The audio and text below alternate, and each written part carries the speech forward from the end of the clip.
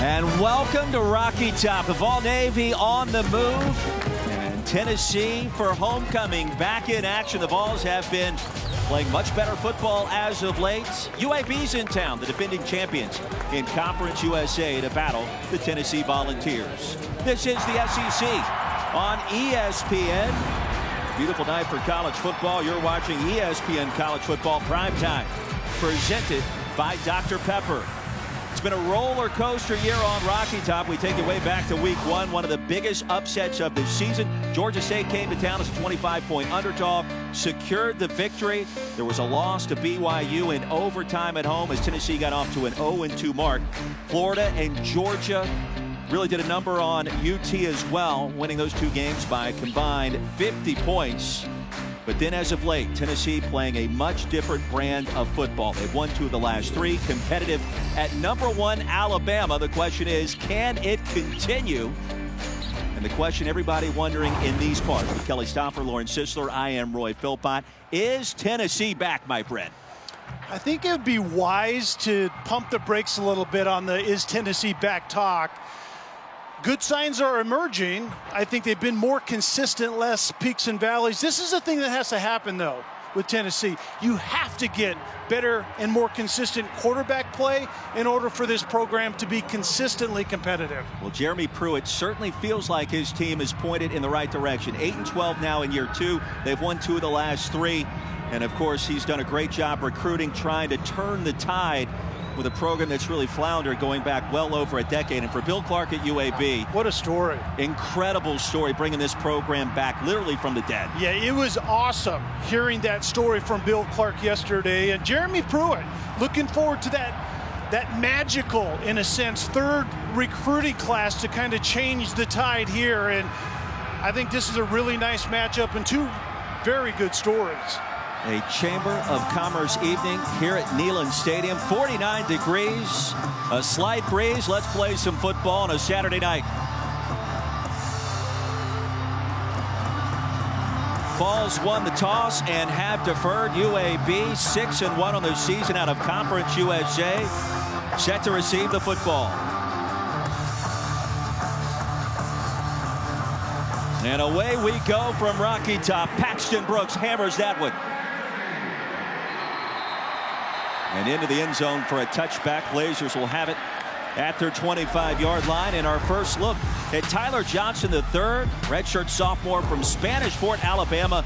Perfect record in high school, 35 wins, no losses, a couple of state championships. And Kelly, big hunter, big fisherman, likes to go out into the outdoors. And a lot of fun to get to know this week leading into this contest tonight. Yeah, three words define this young man: competitor, leader, and you've hit on the third already, a winner playing this game of football. UAB known more for its defense than offense in 2019. Johnson with a clean pocket, fires it in the seam, and it's picked off on the first play. Bryce Thompson comes out of there with it. What a start for Big Orange. Thompson still alive into the red zone.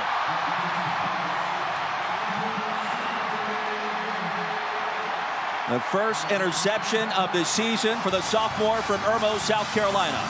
And just a horrific start. You had a receiver going up the seam, and this is just going to be overthrown because it was in a place that actually the ball should have never gone to. Bryce Thompson is going to be really the beneficiary over the top. You could see the receiver is getting held up. And the quarterback, Johnson, just simply goes to the wrong place. And we saw that on tape. Sometimes it's outside the design of the play. J.T. Shrout gets the start at quarterback as Tim Jordan takes the handoff ahead for a gain of 1. The fourth different quarterback to start for the Vols this season. It's the first time in 30 years that's happened.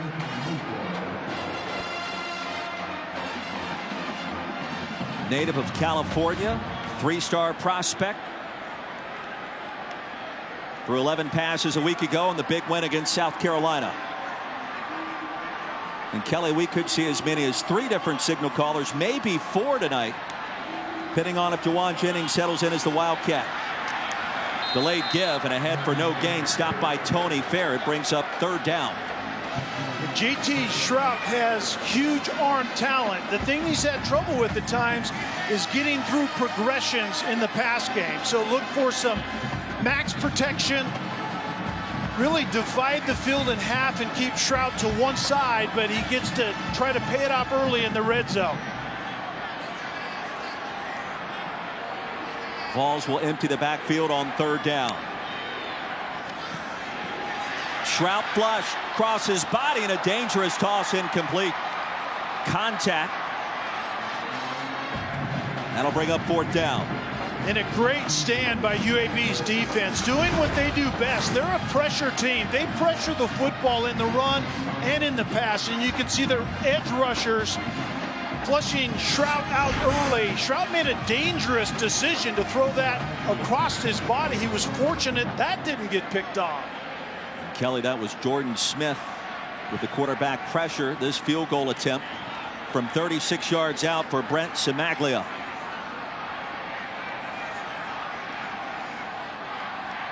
He's been one of the most consistent kickers in the country this season. And from the left hash on the way. And good. So Tennessee draws first blood. And certainly a horrendous start by UAB offensively. Tyler Johnston has done that before. It's about the design concept in the pass game versus the progression. And Johnston isn't advanced at progression pass game currently. He stares down one receiver. We saw this on tape coming in, and you just simply have to throw this ball away. You can see the eyes from the beginning, and the receiver wasn't there. He was carried up the seam by Batuli, the linebacker, and then over the top of that was Bryce Thompson, and that was not the start that UAB could have afforded to here tonight. Johnston 10-2 as a starting quarterback for the Blazers. And Roy, the thing now for Johnston is, can he get settled down? Remember the Western Kentucky game, threw 4 interceptions. And that's what the coaches told us yesterday. They could never really get the young man back. It was the first time they really saw him pressing in a football game. We'll see how he responds to that one. And the fair catch called for. Paxton Brooks reaches the end zone for the 2nd time. And now if you are offensive coordinator Bryant Vincent for UAB, you've got to figure out a way to regain some confidence for your quarterback on the road in front of 85,000 at least tonight. Not easy to do. Yeah, what you just described is very difficult, and it's a difficult place for a quarterback, but you learn a lot about him. You throw an interception, your defense bails you out and holds Tennessee to a field goal. So now you're exactly right. Regain your composure and try to make something happen here. Stanley, the running back, flanking Johnson on the option pitch. With an alley far side, Stanley ushered out of bounds near a first down. They'll give him a gain of 9 to make it 2nd and 1 as we take a look at our impact players. Well, in that run game, we're going to see a gaggle of them for UAB, but Jermaine Brown is a guy that can give them a little extra spark. And then Darrell Taylor, he's the alpha dog edge rusher that gets after the quarterback. We'll see what he can get done here this evening. Blazers have a lot of talent at wide receiver as well on this team. Question is, can Johnston get in the football? Stanley again, 2nd carry. Needed less than a yard. He's stacked up at the line. Aubrey Solomon got there first. And UAB, Roy, is a run-first team. They set the table kind of with everything they want to do with that run game, but they're minus their very physical downhill runner in Spencer Brown. So where are they going to get that element here? They need it right now in 3rd and extremely short. Probably the best running back right now in this program without Spencer Brown there is their quarterback, Tyler Johnston. He told us this week he's not afraid to take off. Out of the gun on 3rd and inches. Stanley picks up the yardage. And the drive continues for UAB, their first down of the evening. That was an extremely important moment really early in this one based on how Tyler Johnston, the start he got off on with that interception. And so you possess it a little bit. Let the quarterback get calmed down, run the football. And like I said, Tyler Johnston might be that best running back right now with Brown out of the game. And Stanley just checked out as well. Injuries mounting up for UAB, coming off an open date, which they were able to get healed. Their big win against Old Dominion. Contested pass incomplete. And along the far side was Myron Mitchell. Kenneth George in coverage.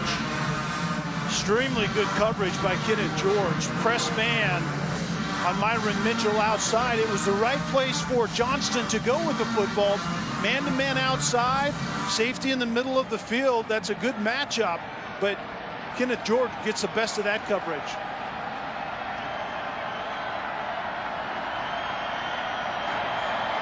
Just underway here in Knoxville.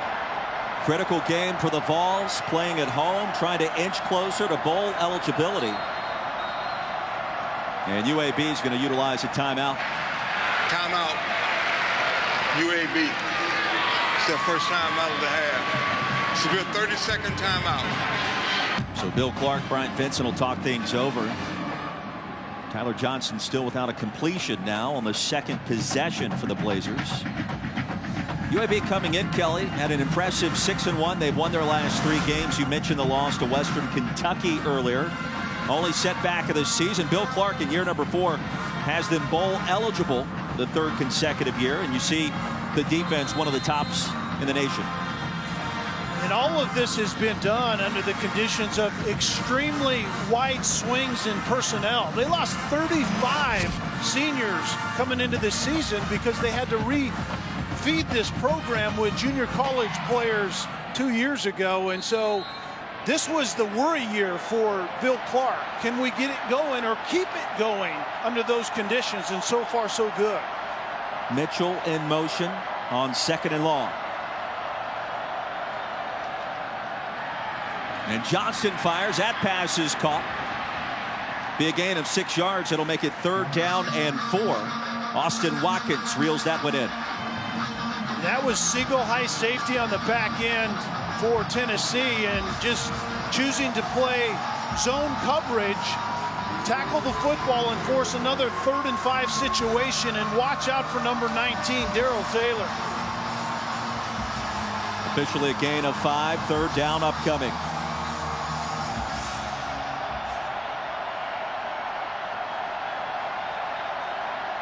Hayden in the backfield on a design quarterback keeper. Well, Johnson may have had the edge there for a second. Took a couple of pauses there. He's close to the 1st down, but I think he's going to be about a yard short. A pretty good change-up play with Johnston, who really likes the quarterback run game. Design quarterback draw.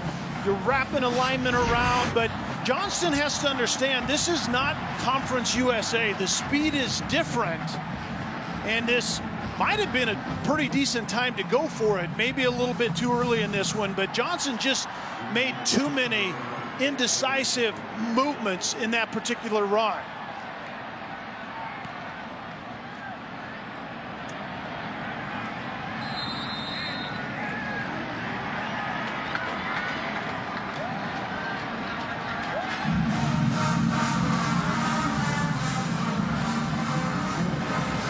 And welcome to Rocky Top here in Knoxville, Tennessee. Kelly Stopper, Lauren Sisler, Roy Philpott. UAB's in town for homecoming. The 6-1 Blazers trailing the Vols 3-0. Just underway after a 41-yard punt. Tennessee now set for its 2nd possession of the night. Vols force an early turnover, cash it in for 3 as Jarrett Garantano steps in at quarterback, relieving J.T. Shrout. And this is what we expected to see based off our conversation with the Tennessee coaching staff this week. Ty Chandler off a left tackle. It's brought down by Jordan Smith. And Garantano being thought of as the 6th man or relief pitcher for this team the last couple of weeks. And we'll see if he settles in coming off the bench. Yeah, and Garantano hurt his left hand. Had to get surgery on it, actually. Broke a bone in that left hand. It's heavily taped. What's going to be interesting is the ball handling.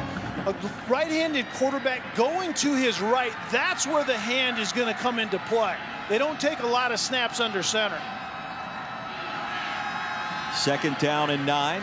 Play action for Garantano. Into the flats, wide open. That'll move the sticks. And far side, a nice pitch and catch.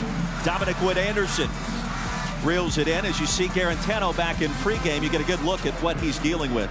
Yeah, heavily wrapped. There's even some extra padding there, and the ball handling is the key. You can see it right there. He's moving the ball around to his right. Typically, it's a single-handed, left-handed handoff, and to the right, he's probably going to do it with two hands and kind of ease the left hand off a little bit to keep it out of harm's way. After the first down, Ty Chandler off left tackle. We check in for the first time with Lauren Sisler. Yeah, right now he has a splint on the top of a receiver's glove in order to protect the entire backside of his non-throwing hand. That's the hope. And of course, the coaching staff said they weren't afraid to put him in this football game, and really he's actually been playing better off the bench. You know, Lauren, and the thing is, underneath the center, a right-handed quarterback takes the snap essentially almost entirely with his right hand. The left hand doesn't come into play. It's the ball handling where we have to keep an eye on it. 2nd down and 7. There's a crease and a first down into plus territory for the second time tonight.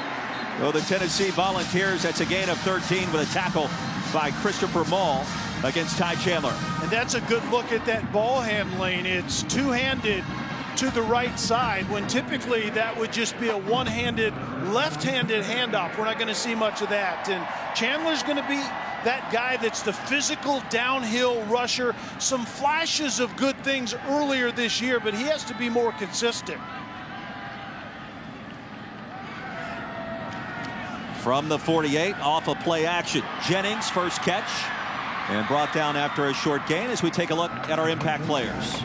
Marquez Callaway and Jawan Jennings, the two receivers. Callaway's probably the flashier, more NFL-ready type guy, and Jennings is just a guy that they scheme with. And then it's Marino and Mole. Marino is the dynamic motor guy up front that gets after the quarterback, and Mole is just the quarterback on the back end, the best defensive player for UAB. And the Blazers feature one of the top defenses in the country. Top 10 in scoring D. Top 10 in total defense, and schedule probably hasn't been that difficult, but they still have been rock solid in this 6-1 start. Marino involved on the stop there. And Marino is the only defensive lineman back from a year ago. There's massive rebuilding in all of these different places because of the way Bill Clark had to put this program back together, but Marino is the best guy to bring back if you're only going to bring back one. And Bill Clark going to utilize a timeout here on defense. Blazers will have one remaining here in our first half as we step aside in Knoxville.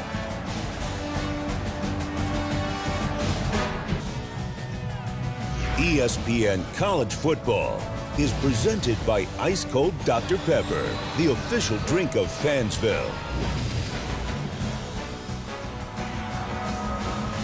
Homecoming in Knoxville. This is the SEC on ESPN. And you're watching ESPN College Football Primetime, presented by Dr. Pepper.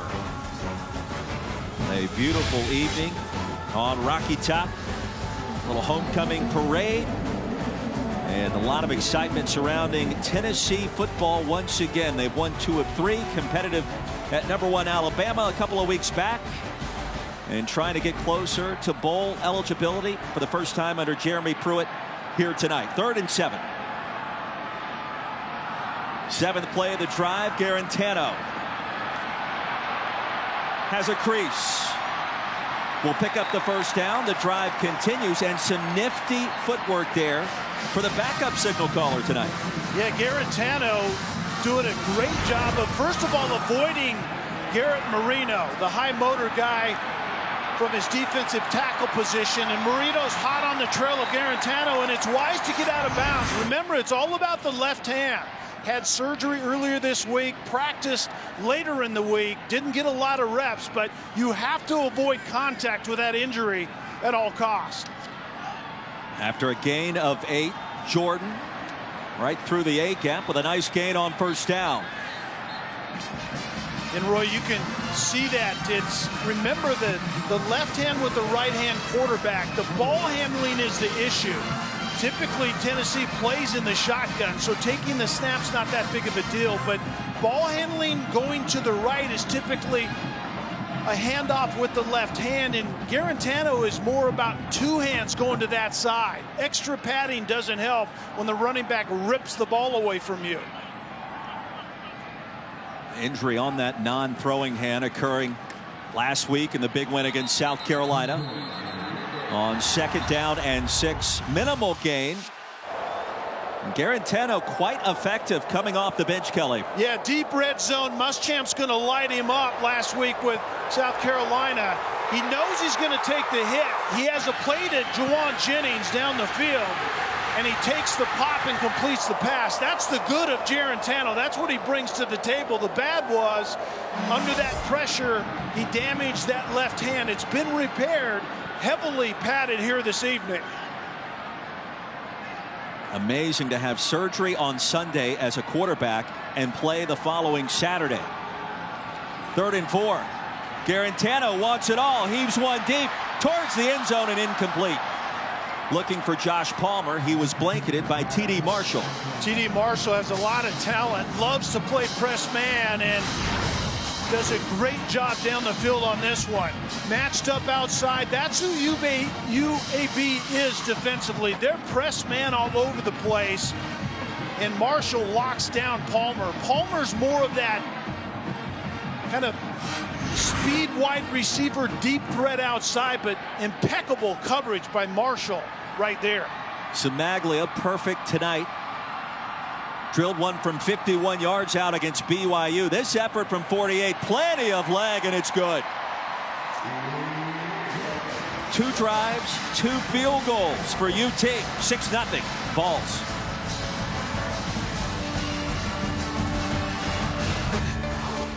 Well, a roller coaster ride for Big Orange this year. You go back to week 1, the stunning upset against Georgia State. Panthers came in as about a 25-point underdog. Week 2, overtime loss to BYU. Had the game won. A late pass forced overtime. The Cougars stole one. Florida and Georgia dominant against the Vols. 77-17, the combined final score between those two. And then the last 3 weeks, it's been a different team. Vols have won 2 of 3, competitive in a loss against Alabama, and an impressive victory last week against South Carolina here at home. The question is, can it continue for Jarrett Garantano and the rest of Big Orange Nation? Coming off the bench once again tonight, his 2nd relief appearance of the year. And Paxton Brooks hammers that one deep into the end zone.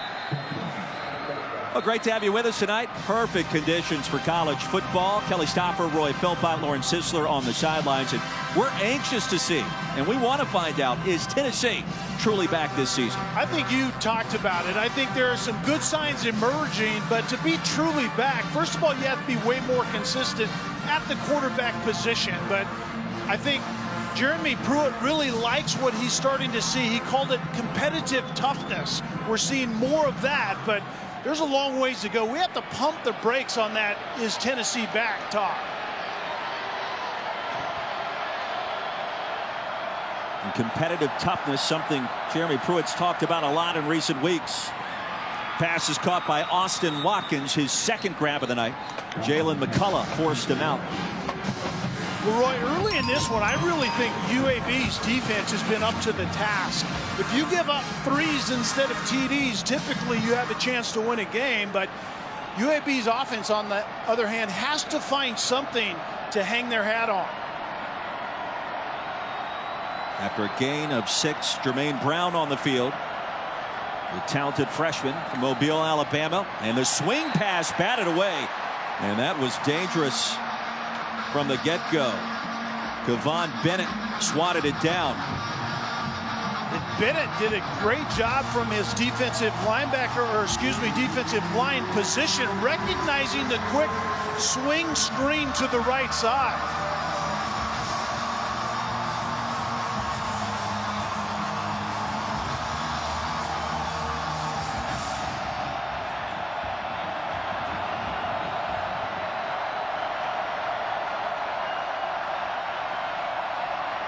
Johnson, quick toss, 1st down UAB. Ahead to the 36-yard line. Toe-to-toe. Brought down Myron Mitchell, but not before he moved the chains. And Mitchell was on the slant. It was a single high safety, man-to-man underneath. The slant is exactly what you want against that coverage. And I'll tell you this, if UAB can get to their wide receivers in that pass game, you have triplets out there in Watkins, Mitchell, and Parham. They have some plays to be made in that pass game. Brown flanking Johnson. Back to throw again. Heaves one far side. And was it caught? It was in the plus territory. Mitchell again, the man of the hour. That's a gain of 25 yards. Press man-to-man coverage outside, and Myron Mitchell does a decent job of getting by Taylor at the line of scrimmage, but man alive, it's all about the finish. You got to have clear possession. It looks like a good catch, and we're not even going to take a review at it. That is awesome stuff right there out of Myron Mitchell. Mitchell already 3 targets tonight. Handoff right side, nets about 1, and that's it. UAB trying to pull off an upset. They haven't done it a lot against SEC competition, Kelly. Just 2-26 all time against the Southeastern Conference. And like I've talked about, I believe UAB's defense is going to be up to the task. They'll make some plays, but where's the offense for UAB going to get their plays? That's how they do it. It's kind of all or nothing in that pass game, and that group of receivers have to come up with some.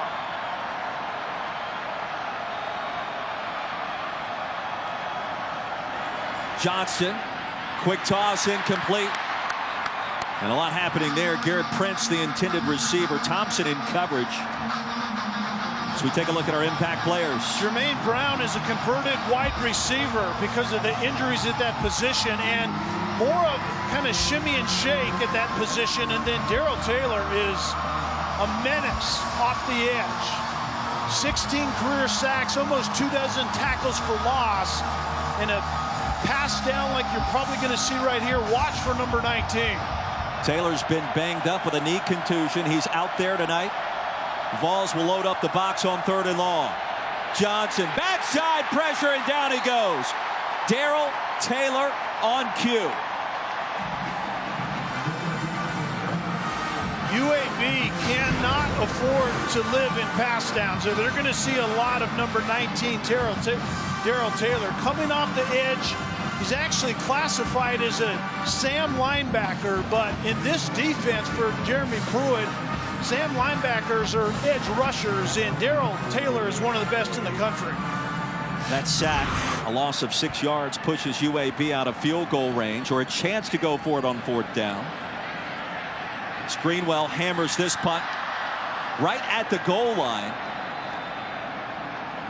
and they'll rule that a touchback. 6-0 Tennessee, 1:42 to go here in the first quarter.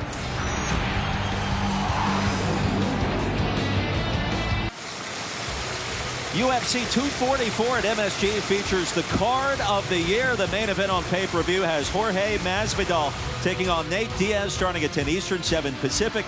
To order the main card, go to ESPNplus.com/PPV and download the ESPN app if you're watching on your mobile device. All you need to know about Jorge: fastest fight in UFC history. 5 seconds, there was a flying knee, kind of catapulted over Ben Askren. It was impressive for the ultra charismatic Jorge Masvidal.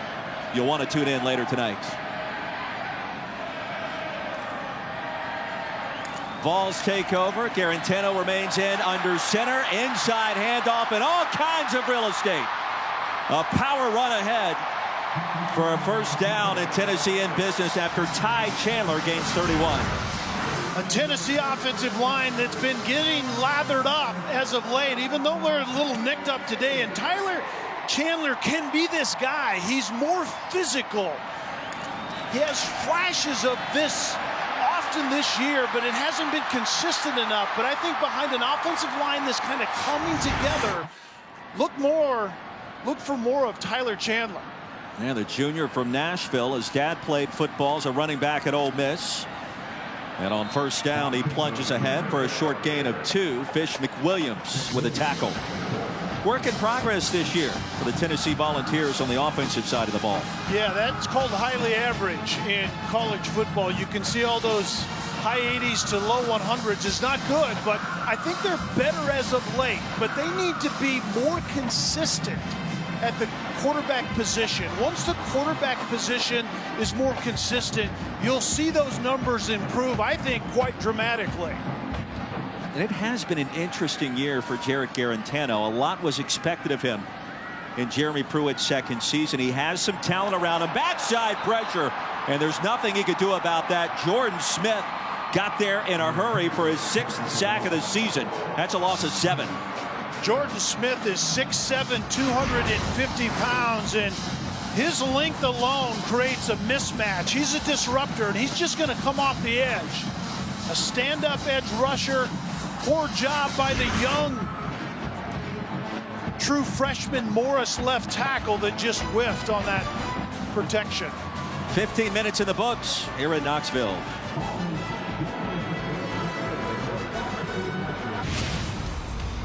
Well, Jarrett Garantano had surgery on his non-throwing hand back on Sunday, and a play like this as Smith brought him down for the sack, not going to help the cause as he came down awkwardly on that hand. Yeah, and it definitely stung a bit. You can see Garantano favoring that afterwards. We're going to have to keep an eye on that. The left tackle, Wanye Morris, is one of the true freshmen starting up front. Darnell Wright, the right tackle, isn't playing this evening.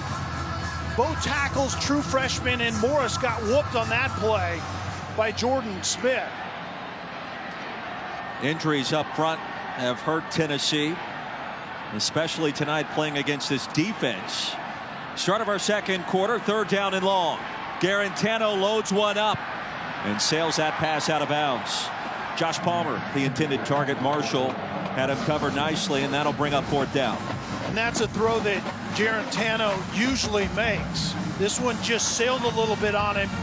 Josh Palmer kind of broke off, flattened out the corner route, but we need to keep an eye on that left hand of Garantano. That's going to be a story all evening. Got it surgically repaired. Broke it last week against South Carolina on a tremendous touchdown throw to Jennings, but took a pop on it. We'll have to keep an eye on that throughout this evening. Garantano on the bench. Brooks now will punt this one away.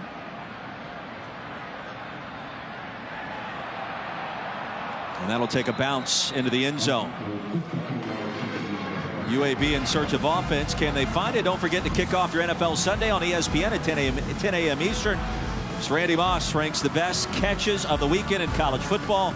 Plus Ed Werder sits down with Dak Prescott, and a lot more headed your way. And then on Monday Night Football, Cowboys and Giants meet at MetLife, 8 Eastern, 5 Pacific on ESPN, ESPN Deportes, and the ESPN app.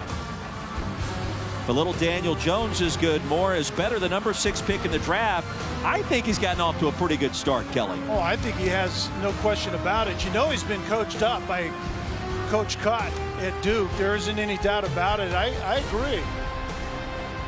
Stanley, the running back for the Blazers out of Conference USA. Johnson, dangerous pass, and it's picked off again.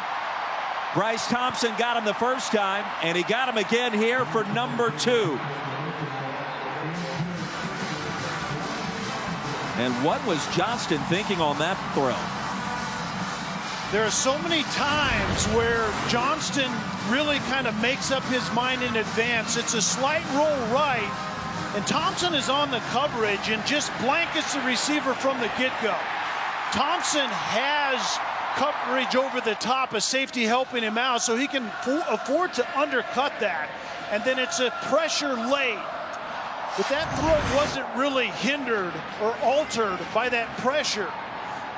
Johnston just simply has to make better decisions under those conditions. Garantano, clean pocket, wheel route, incomplete. Late contact, no flag, and good coverage by Marshall working against Jawan Jennings. And Jennings was there, and this ball just simply has to be driven by Garantano. Jennings goes to the out and then turns it into a real wheel route. You have 2 verticals clearing out, and in that void comes Jennings, and Garantano needs to drive that football. There was a little bit too much touch, and it allowed the defender to break in on that ball and break it up.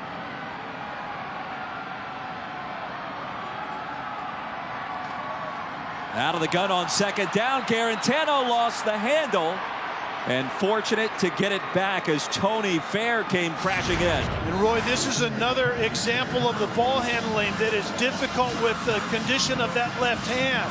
The snap wasn't handled properly because that left hand had to figure prominently into securing that ball. And then the ball ends up getting dropped on the ground, and that was going to be another handoff to the right side that typically is done with just the left hand. Tonight it's done two-handed by Garantano.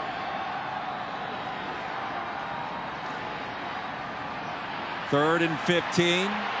Garantano directing traffic, and the pass is incomplete. We had Palmer breaking open for a moment. Bowler in coverage. I think a good job of getting Garantano out of harm's way, rolling the pocket to the right by design. The UAB is very comfortable currently with their style of play, which is a boatload of man-to-man coverage on the back end. Garantano to the bench. And just doesn't like the look and feel of that left hand. so here's Samaglia. Mentioned his 51-yard effort against BYU earlier this season. This one from 53 would be a career long. On the way. And he got it. One of the best kickers in the country. Extends the lead for Big Orange. He came into the night third in the nation in field goals made with 15. Give him 3 more after this career effort from 53.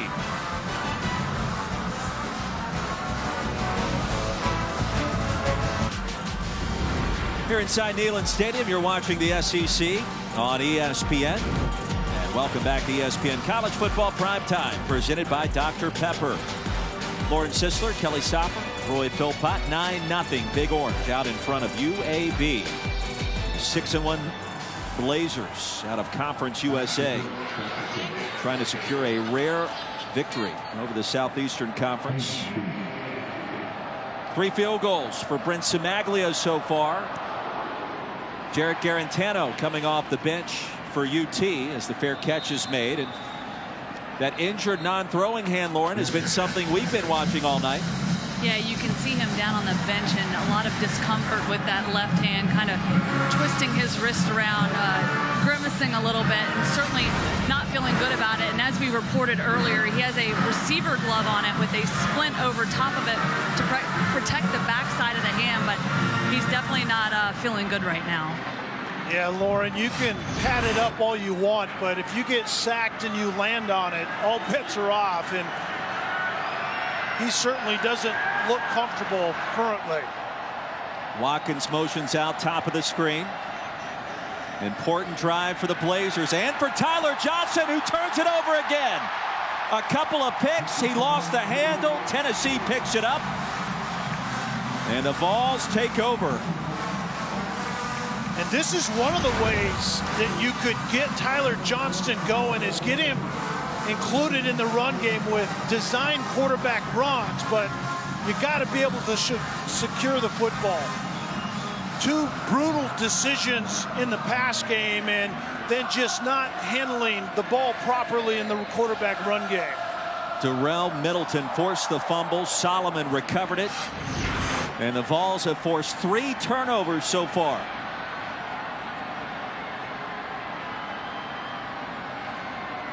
Garantano back on the field. Play action. All kinds of time. Into the flats, and he found his running back, Ty Chandler, for a short gain. Actually give him 9. As he danced out just short of the 20. A really good job of Garantano working through his progression. Starts to the right, had a vertical receiver, and ends up coming back to really what was his 3rd look and dumping the ball off on time and appropriately. Second down and short. Chandler gets the call. That's a first down. Talking with Jeremy Pruitt this week, he said, you know what, sometimes you have to be very humble before you pick yourself up. And I think Jarrett Garantano was humbled in that play against Alabama in many ways, if not before that, with not having the kind of season he wanted. And since then, even through a hand surgery, Kelly, he's been playing at a different level. Coming off the bench tonight, a nice spark for this Tennessee offense.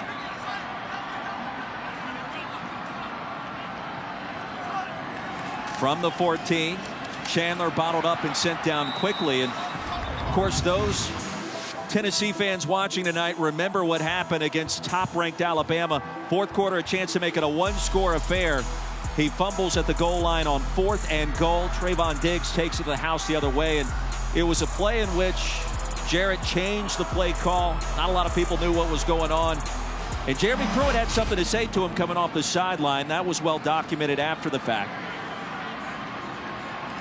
A lot of quarterbacks would consider their options after such a sequence, and I think Jarrett Garantano's done a great job UAB sticking with the plan here in Knoxville.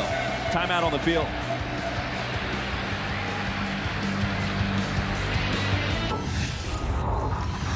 Now the redshirt junior Jarrett Garantano, the pride of Lodi, New Jersey, Bergen Catholic High School. His dad in the Rutgers Hall of Fame, James.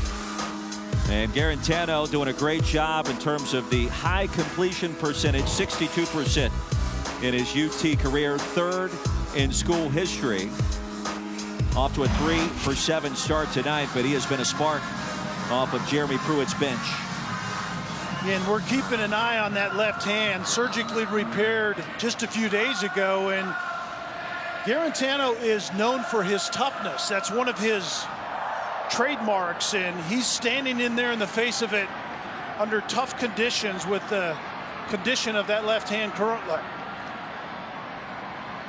Chandler in the backfield on second down. Play action, and Garantano escapes one tackler, then is brought down by another. Fitz Mofor brought him down. 2 flags on the field. There was heavy pressure from Tony Fair as well.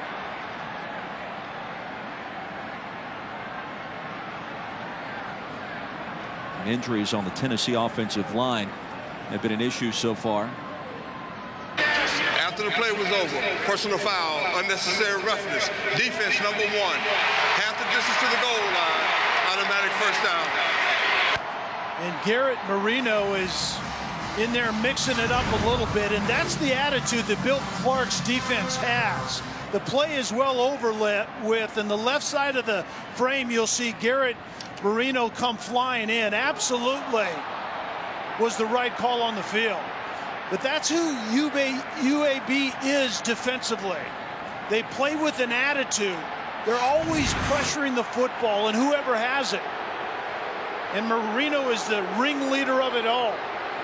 And he knocked down Trey Smith, all 6'6", 325 pounds of him. It'll be 1st and 10 from the 11. Callaway sets up shop on the opposite side, and the sea parts just like that for Ty Chandler. And here comes Tennessee.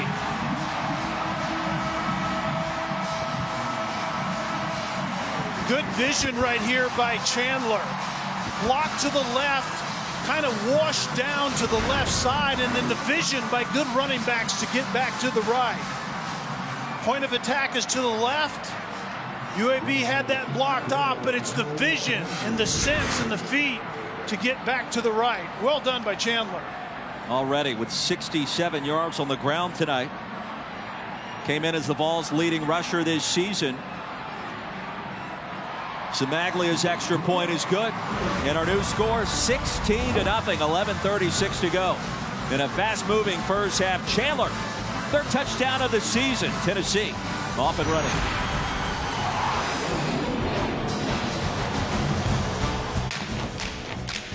ESPN College Football is presented by Ice Cold Dr. Pepper, the official drink of Fansville.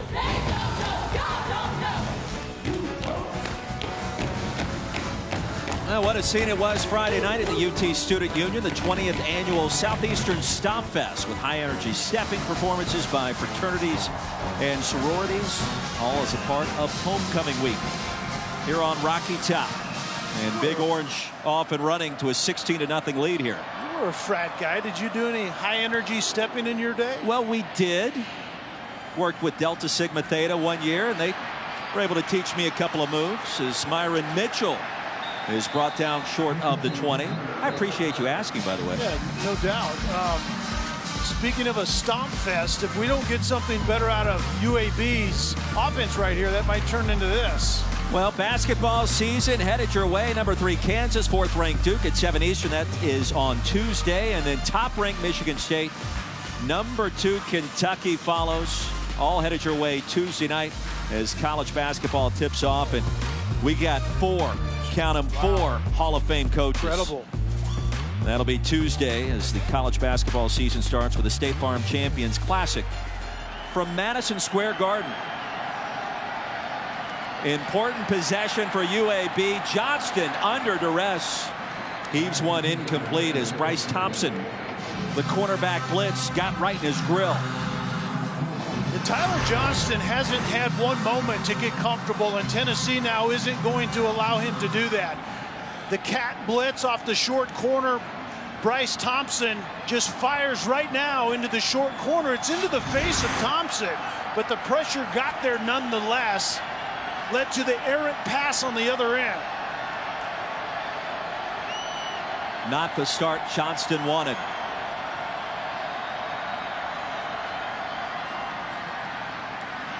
Into the flats. Pittman has it. Will pick up a first down. And a nifty pitch and catch will keep this drive alive for the Blazers. Blazers known for their defense. The offense tonight. Close your eyes. It's been hideous. Yeah, Halloween was a couple of days ago, but that's frightening right there. And Tyler Johnston can get it turned around. Western Kentucky, he wasn't able to turn around. 4 interceptions, and the coaches told us they weren't really able to get him back. He needs to get it back right now. UAB coming off its first bowl win in school history. Handoff straight ahead will net 1, maybe 2. Emerson with the initial contact. And he'll bring down Jonathan Hayden after a short pickup. And Roy, UAB's offense really has been inconsistent, but they're explosive. They have a really good trio of receivers in Mitchell, Watkins, and Parham. But typically they hang their hat on big plays. Johnson in the wins has been highly effective. In the loss to Western Kentucky, not so much. They'll empty the backfield on second down. Pressure off the edge, and Johnston lucky to get out of there alive. Sean Schamberger came in hot. D coordinator Derek Ansley is just simply teeing off right now. It's blitz after blitz off the edge, and UAB doesn't have an answer for it. And that's what you get. Offensive football. Unless you show the defense that you can handle it, you're going to get a snootful, and that's what's happening right now.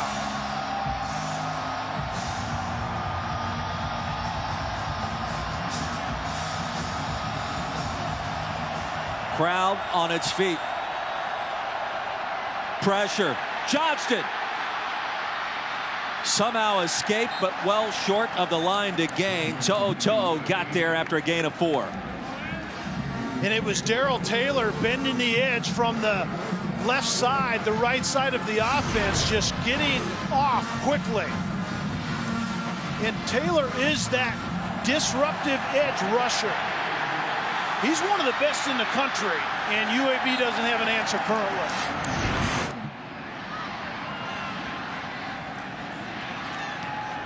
Greenwell.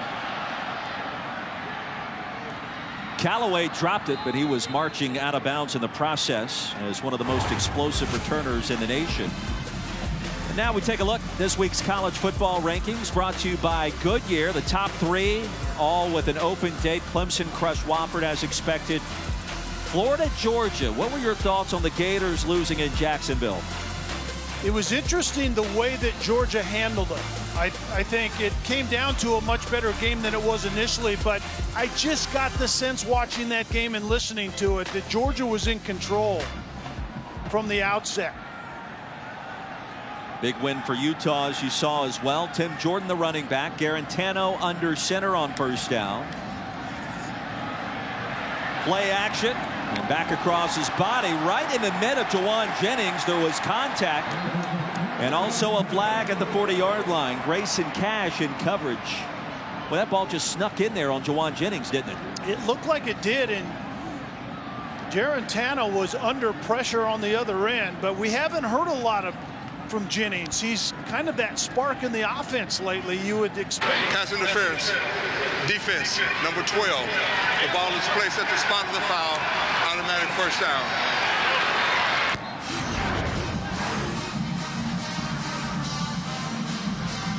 And certainly the defender gets there just a little bit too early, but it looked like it caught Jennings by surprise, but Garantano was under pressure once again. And remember, that's who UAB is on the defensive side. It's a pressure identity defensively. Eric Gray, the running back, trying to stretch it out off right tackle, nothing doing. Jordan Smith having a very big first half with another tackle for loss. So Gray loses 2. That'll make it second down and 12. And for UAB, this defense, Kelly, may have to come up with a big play to try to get them back in it. Was going to say the same thing. You know, it's about sacks and it's about takeaways, tackles for loss, and setting up their offense. UAB's defense has done that all season long, and they're going to have to do it probably in this one. Garantano, the play fake into the flats, and his running back, check that, his tight end Dominic Wood Anderson makes his second grab, ushered out by Noah Wilder. Jim Chaney said he liked the matchup with Tennessee's tight ends against the UAB linebackers. Wood Anderson came into this contest with 10 catches, already 2 tonight.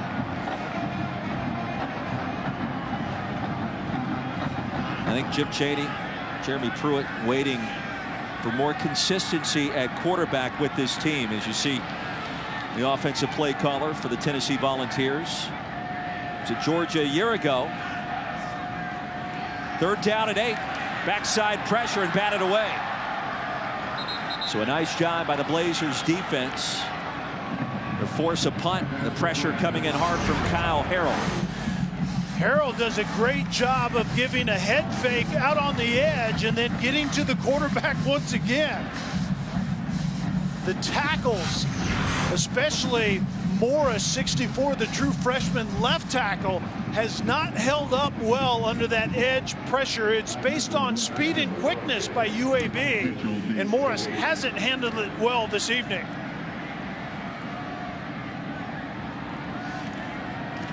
Brooks off the side of his foot. It'll take a UT bounce, however, and be blown dead at the 12-yard line. That's a punt of 46 as we step aside in Knoxville.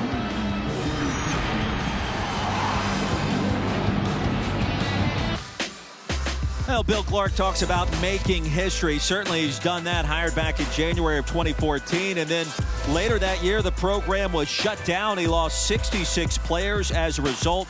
They didn't play football for 2 consecutive seasons, but they made a comeback. And in 2017, Bill Clark led the Blazers to the Bahamas Bowl. Last year, a conference championship and the first bowl win in school history, and literally bringing UAB back from the dead as Bill Clark, and a chance to make some more history tonight here on the road in Neyland Stadium, Kelly. And so far, well, it hasn't gone the way he hoped. UAB takes over from its own 12. Tyler Johnston has struggled. He'll fire a dart that's caught up at the 30 here. And a good start on this possession as the Blazers are in business. Nigel Warrior with the stop against Kendall Parham.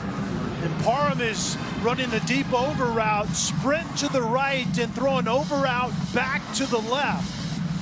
It's a good job of trying to get Tyler Johnston out of harm's way, because we've already seen this evening that Tennessee is just simply teeing off currently and getting after the quarterback. We'll see if that's the play that gets Johnston going. Option pitch here to Jermaine Brown, and he's sent out hard, crossing the 35 by Warrior. Well, Nigel Warrior playing his best football of his Tennessee career this season. Yeah, and I think that's when Tennessee started to play better defense as a whole. They got Batuli back at that linebacker position, and Warrior started to find himself once again. So, and then you already have seen Darrell Taylor is just a menace off the edge rushing the quarterback. So those components have all settled in, playing well defensively for Tennessee. After a gain of 4 on second down, Johnston across the middle into double coverage. Schamberger was in the area for UT. Darrell Taylor is annoying the quarterback once again, but that receiver was triple covered. And that's the problem that Johnston has in progressions. He doesn't get through it quickly enough. He, in a sense, gets kind of a one-track mind, and it doesn't work well. It's already been picked off twice this evening. I would get a couple hats on number 19, Taylor, on this play. And the empty backfield set, not indicating max protection. Vols will call a timeout. We're back in 60 seconds.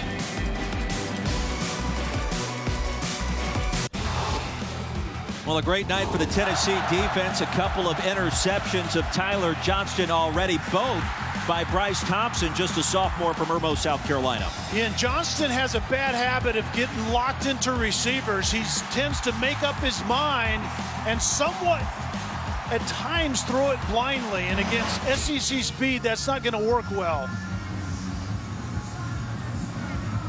Tennessee coming in at 3-5. Vols have won 2 of their last 3, however, and now the win tonight really could be a spark for the rest of the season, which the schedule would suddenly look fairly manageable down the stretch. Yeah, I think you're exactly right. I think it was 2 brutal losses to start the year, and then it was those 5 SEC games, and I think they found something. They're playing better defensively and trying to find some consistency at the quarterback position. Blazers 2 of 5 on third down, and keep an eye on number 19, Darrell Taylor. Yeah, he's the alpha dog that's going to go haunt on 3rd and 6 right here. Vols showing pressure. Here they come. Johnston nearly picked off again, and he was. Interception number 3 for Bryce Thompson. Well, Taylor with the pressure once again, bending the edge, running the rail, they call it, and just getting around the corner. And Bryce Thompson is having a feast because of Taylor disrupting Tyler Johnston. The ball was tipped at the line of scrimmage, and Bryce Thompson comes down with it. A hat trick. What do they do in football with 3 interceptions? A hat trick, they start throwing stuff on the ice in hockey, but I'm not sure what they do in football.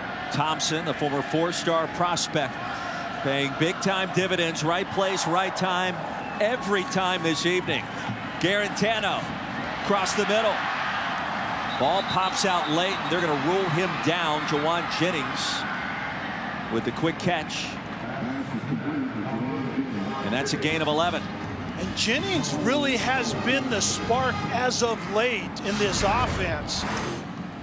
And you would expect Jim Chaney, the offensive play caller, to dial Jennings' number. And that ball certainly was, player was on the ground before that ball came out. But look for more of Jennings here late in this second quarter. Actually started last week at quarterback against South Carolina. He's a former dual threat star in high school. Garantano heaves one towards Callaway. Double coverage and 2 flags to boot.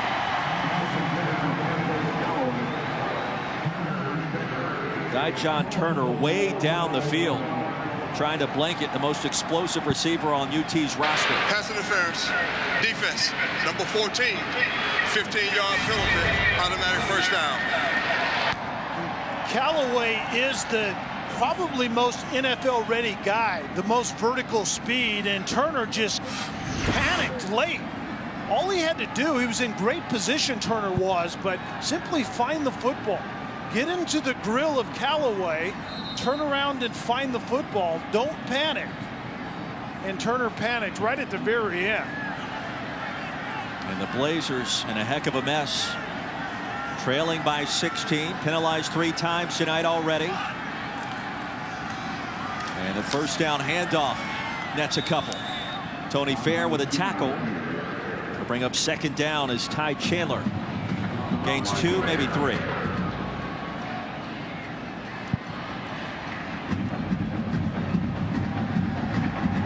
Vols have been living in plus territory this evening. And for the most part, at least the first 3 trips down there, UAB's defense, red zone defense, has been particularly stout.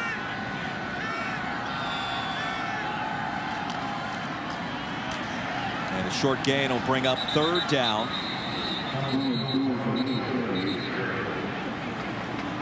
See what Jim Chaney wants to dial up here.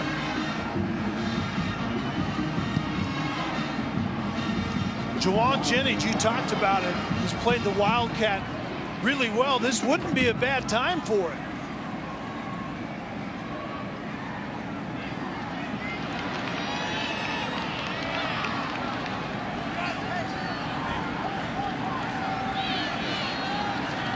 Tennessee in control.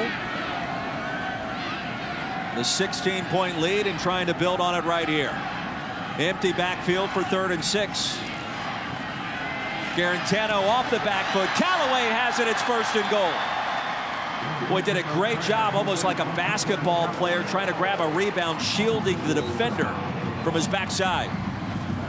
T.D. Marshall was on the coverage of Callaway, and it's simply a slant route outside against man-to-man coverage, and Garantano put it right on the body of the receiver, which you have to do in tight man-to-man coverage.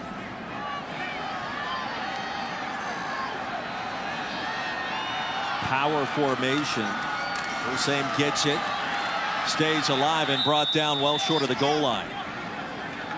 Roy, Jim Chaney told us yesterday the red zone has really been our nemesis. And one of the big reasons is Tennessee hasn't been consistent at running the football. Average offensive line play at times. And Garantano is coming off the field. You asked for the Wildcat. Jim Chaney's going to give it to you right here as Juwan Jennings settles in under center.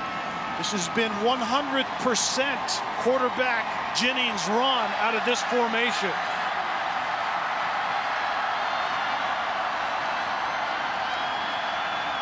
And you know what's coming. Here he is, straight ahead for the touchdown. Well, he told us yesterday, we asked him about his nickname. He said, "I'm the juice man," and he brought the juice on that play. 100% of the time when the juice man is taking the direct snap, he runs it. You get an extra hat in the run game if your quarterback is the ball carrier, and deep in the red zone, that's valuable, and you could see it on that play right there.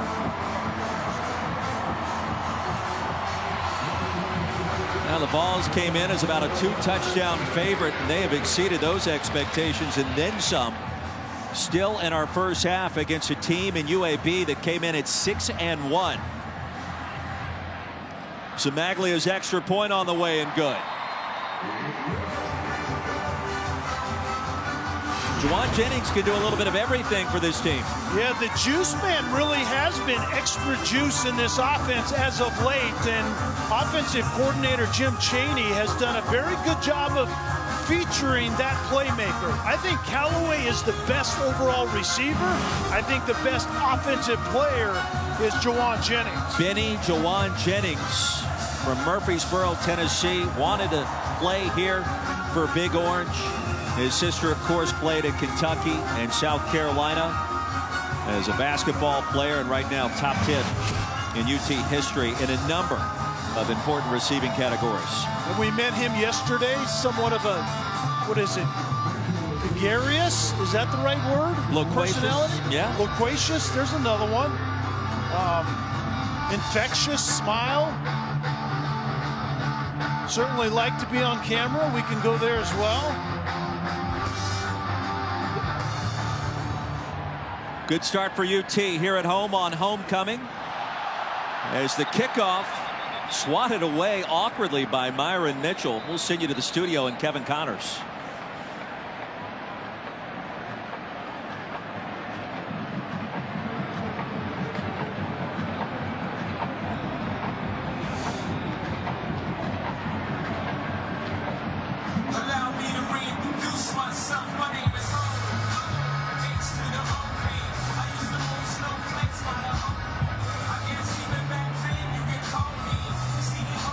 Kevin Connors, the People's Champ. We appreciate that. Back here in Knoxville, 3:07 to go.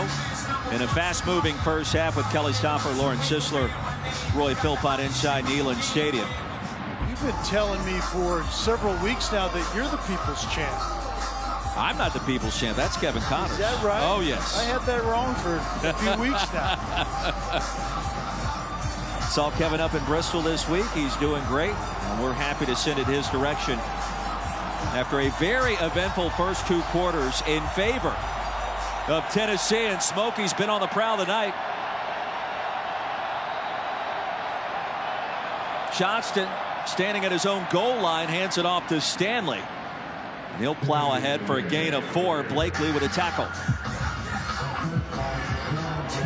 And under 3 minutes to play in this half and down 23 points. I know you want to get something going.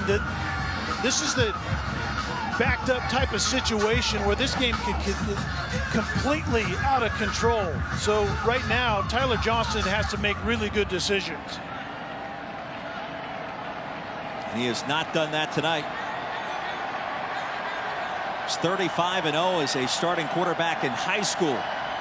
10-2 at UAB. The turnovers been a big issue this evening.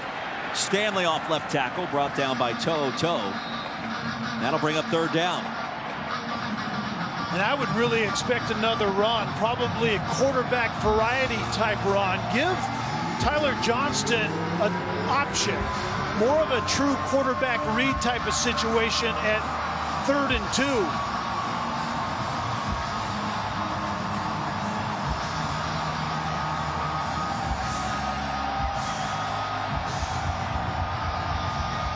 Less than 2 to play in the first half. Power set for UAB. And back them up 5. Pittman. False start. Offense. Number 10. 5-yard penalty. 3rd down. That certainly doesn't help things. This crowd is loud. You have a Tennessee defense that has been bringing incessant pressure on Tyler Johnston, and you go from 3rd and an incredibly good run management type of play to now you have to risk putting the ball in the air once again.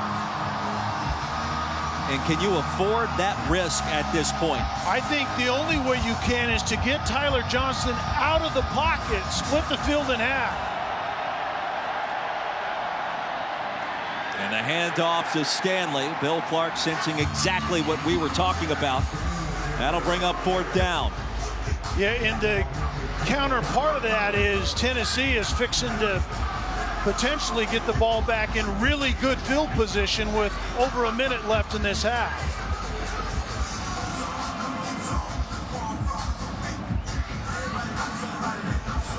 They'll stop the clock with 1:09 remaining. UT with 1 timeout left.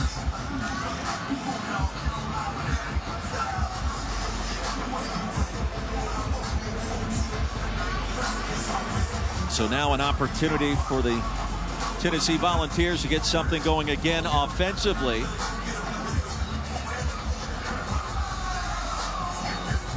After a standout performance really on both sides so far.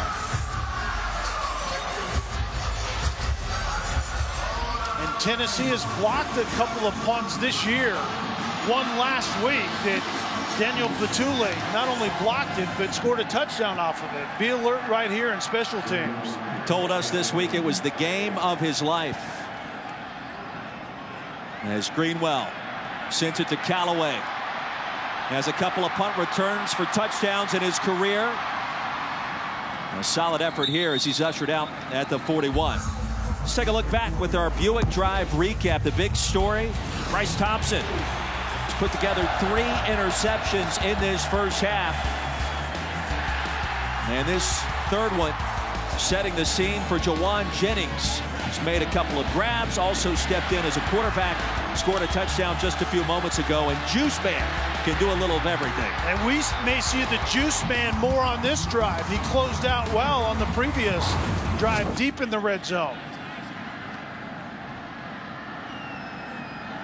Starting from plus territory, Garantano surveys, throws. That's caught by the back near the 36, Ty Chandler for a gain of 5. Balls with 1 timeout to work with. They'll move quickly. Garantano pats it, sends it to his tight end Wood Anderson, his 3rd reception. That'll move the chains. A good route by Anderson, Wood Anderson, and more importantly to get out of bounds. The 1 timeout, 36 seconds. You would prefer to work the sidelines, but that 1 timeout does allow you to work the middle of the field if you have an opportunity. Impressive off the bench for the Vols tonight. Jared Garantano will spot it inside the 30. Back to work. There's a laser beam, but out of bounds, looking for his tight end again, Dominic Wood Anderson. It's incomplete. And you're seeing a little bit more of the tight ends like you talked about, and Jim Chaney told us that. But the reason why is you have matchups that I think favor the Tennessee tight end position, man-to-man coverage with the 2nd-level defenders from UAB.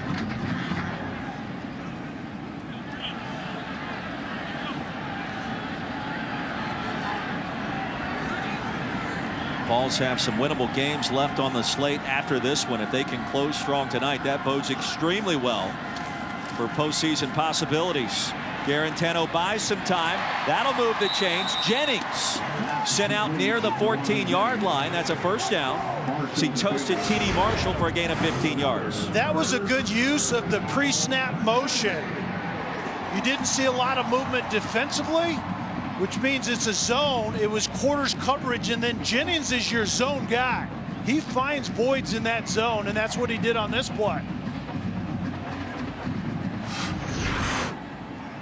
Former high school quarterback making plays all over the field in our first half. 25 seconds remaining. Garantano, pump fake towards the end zone, and that's going to be picked off. UAB comes up with a mega play at the end of the half. Dijon Turner with the interception, his first of his junior season. And Garantano just simply gets greedy in the red zone.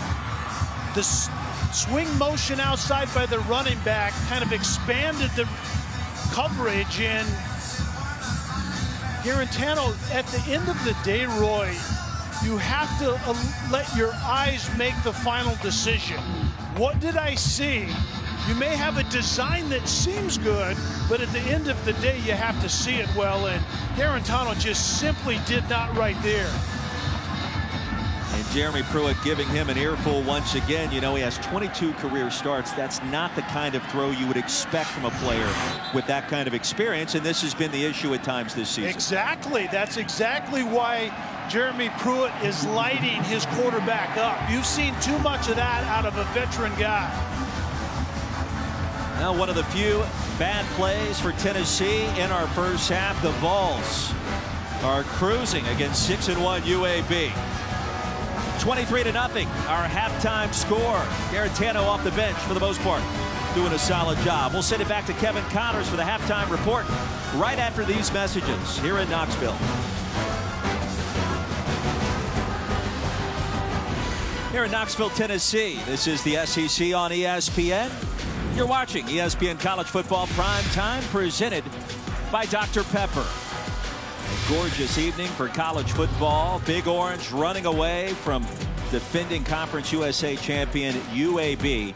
23-0 as we get things ready for our third quarter. Kelly Stoffer, Roy Philpott, Lauren Sisler on the sidelines, and UAB, Kelly, with just 116 total yards in those first two quarters, and UT did just enough offensively at the same time. And I think that's the key. UAB offensively just wasn't up to the task. I think the speed and athleticism from Tennessee's defense really is something the UAB never adjusted to offensively. Bryce Thompson, a very big first half. 3 interceptions in those first two quarters, really igniting Tennessee on that side of the ball. Yeah, Bryce Thompson was certainly willing to take advantage of poor decision-making by Tyler Johnston in that first half. The UAB quarterback just was not seeing it clearly. He was under pressure the entire game and simply making bad decision after bad decision. And the third one was a tipped ball at the line of scrimmage, so not entirely his fault, but never got underway. And Juwan Jennings was really the guy that finished out one of those drives. Initially, Tennessee's offense couldn't do anything with all of those turnovers, but at the end of the day, it was Jennings. Earlier, it was Chandler, but I would expect to see more of Jennings in the second half. There's the story right there. 4 first-half turnovers, all coming from Tyler Johnston. You see Chandler's 11-yard touchdown as well. And Brent Samaglia, let's give some love to special teams. A career-long 53-yard field goal, the longest for Tennessee since 1995. Ball set to receive the second-half kickoff. Temperatures plunging into the mid-40s, and Tennessee inching its way closer to bowl eligibility. When Roy, you talked about this in the first half. Probably the best way, and maybe the only way that UAB gets back in this, is to have their defense be their best offense and take the ball away, even a scoop and score, an interception for a touchdown, something to breathe some life into the offensive side of the ball for UAB. Well, this score would be a lot worse were it not for a late interception thrown by Jarrett Garantano right before the break. Nick Vogel. There's a fair catch made right at the goal line by Ty Chandler.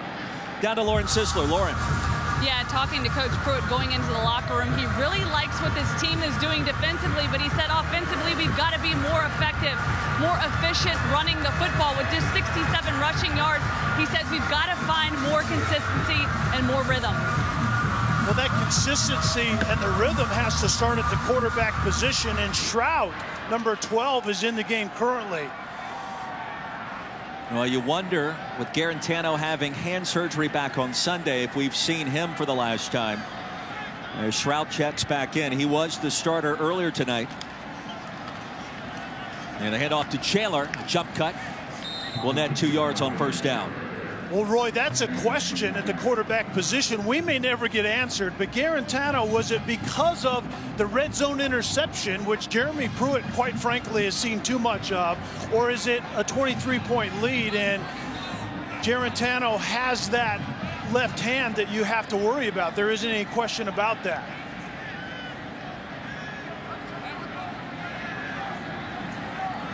Second down and 8.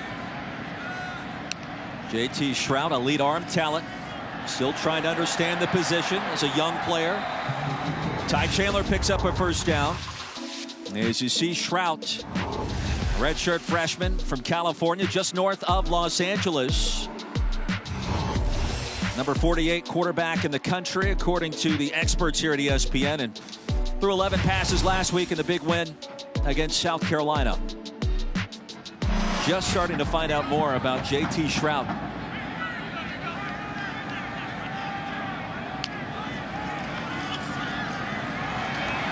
This time he's flush and sails that pass out of bounds. Down to Lauren. Roy, Kelly, you both talked about JT's tremendous arm talent. You know, he came from a high school system that threw the football a lot. Coach Pruitt told us that JT understands that he has to grow as a quarterback in order to win the job here. And instead of entering the transfer portal, he stayed. He said he wanted to be coached and believes he is the guy with more time and more reps.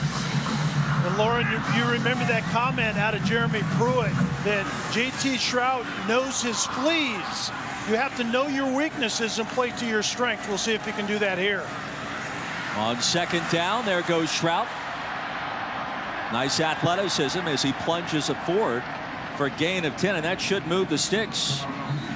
This is a good decision by J.T. Shrout, and J.T. Shrout isn't really that comfortable going through the progression part of the pass game. So when he has to play for long periods of times, typically Jim Chaney, the offensive coordinator, will max protect. They will give him an extra blocker with the tight end. They will split the field in half and have Shrout stick to one side of it, go a high-low type of concept, and or throw the ball away, or in the case you just saw, keep the football and make something happen with your feet. Tim Jordan gets the handoff in the plus territory for a nice gain on first down through traffic. Give him 3, maybe 4. Now, Roy, that red zone interception by Garantano is exactly why people in this program are still holding their breath. Tennessee hasn't had consistent quarterback play. And on one hand, Garantano just didn't seem comfortable at times, but that red zone interception was an egregious one. You just can't do that as an experienced player at that position. Jeremy Pruitt perhaps echoing those sentiments in a different way shortly before halftime. Shrout slings it, double coverage, and incomplete. Well, you saw the arm talent on that possession, on that pass rather. That's also where you saw the lack of ability to sort through the coverage. There was a safety, Grayson Cash, coming over the top. It was press man on the outside. And if you stare down the receiver, Cash, that safety, is going to be able to get off the hash and get over there. And Cash, quite frankly, should have picked this ball off. Ramel Keaton, the intended target. 3rd down and 7.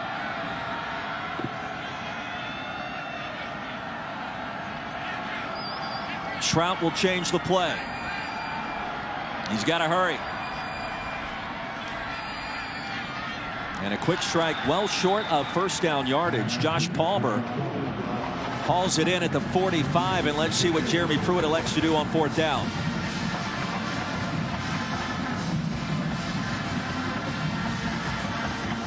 And on comes the punt team. I think a really good decision if you consider the fact that UAB didn't have a pulse offensively in the first half. So play field position early with the 23-point lead, the way Jeremy Pruitt's defense played in that first half. I think this is right spot on to begin this second half.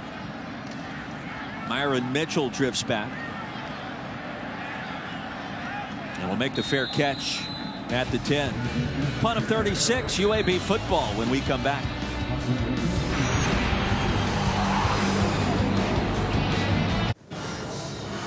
College basketball returns Tuesday night on ESPN and the ESPN app. The State Farm Champions Classic from MSG. Number 3 Kansas, number 4 Duke will kick things off 7 o'clock Eastern. Then top-ranked Michigan State takes on number 2 Kentucky.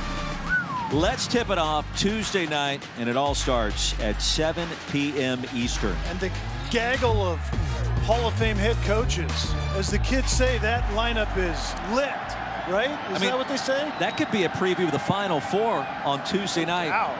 On opening night, Tyler Johnston, a quick toss. Mitchell spins around a couple of times. As Bryce Thompson, with his 3 interceptions tonight, records another tackle. So here's a game plan in the second half, UAB. We need to move the pocket a little bit, split the field in half for a quarterback that's not seeing it very well. We need passes from 12 yards or shorter in that intermediate pass game in front of the zone defenders, and then get Johnston out on the edge in the quarterback zone read scheme. There we have it.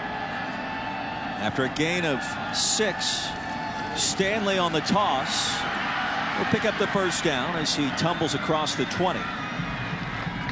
Brian Vincent, the offensive coordinator for UAB, told us late yesterday we need 3 to 4 yards a rush, and if we can get that, our passing game will open up down the field. Well, he didn't get it in the first half, and his quarterback Tyler Johnston has really struggled. And that 3 to 4 yards is meant to bring the 2 high safeties down from Tennessee defensively. Extremely high safeties, as a matter of fact.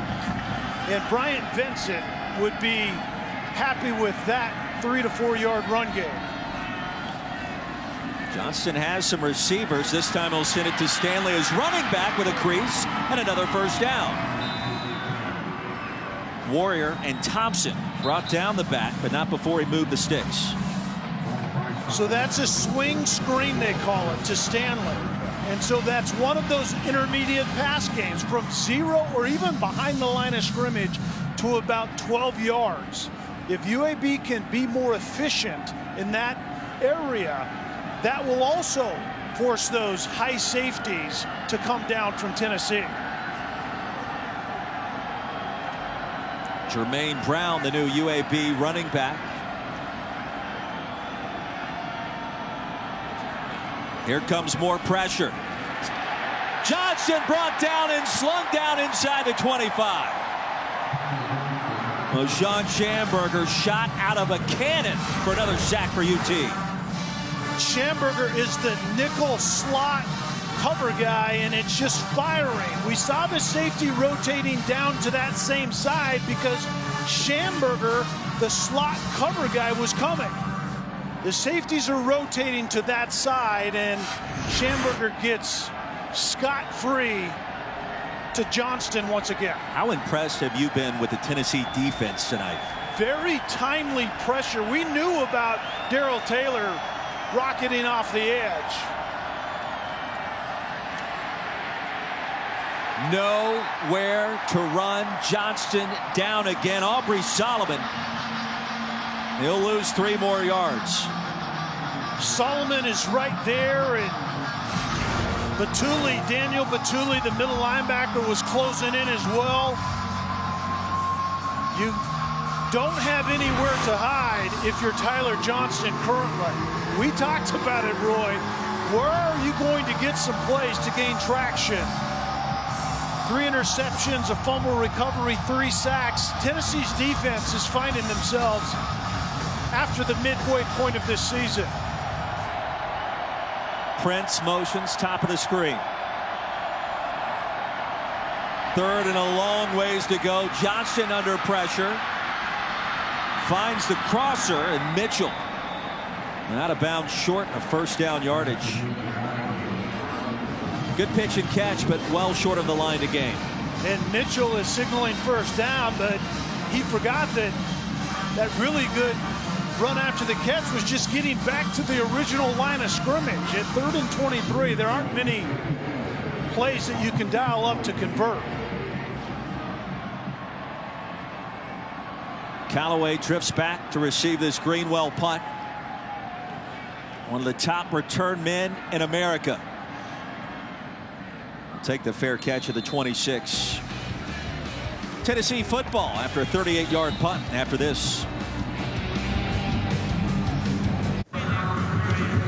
Hey, we're back here at Neyland Stadium, and Juwan Jennings has become the name and the face of this Tennessee football program. And after spending some time getting to know him yesterday, it sure is easy to see why his personality is what it is and why he's loved by this Vol Nation. Nickname, ready, go. Juice Man. Why Juice Man? Because I got the juice. Favorite thing about being involved, we got Smokey. Come on now. Get a loaded baked potato, put some bacon on. I gotta have bacon. Ooh. And some ranch. A lot of people don't even know about ranch on potatoes. Ranch on potatoes. That's what I'm saying. Like, that's good stuff. It turns it up. I'm a straight freestyler, you know what I'm saying? I can get on the beat, hop on the track, you know what I'm saying? I don't know how to act, you feel me? The old Lion King. Oh. I like the old Lion King. Jared Garantano fires one deep. Back off the bench. The pass is incomplete. Josh Palmer got a hand on it. He was covered by Grayson Cash. Probably should have reeled that one in.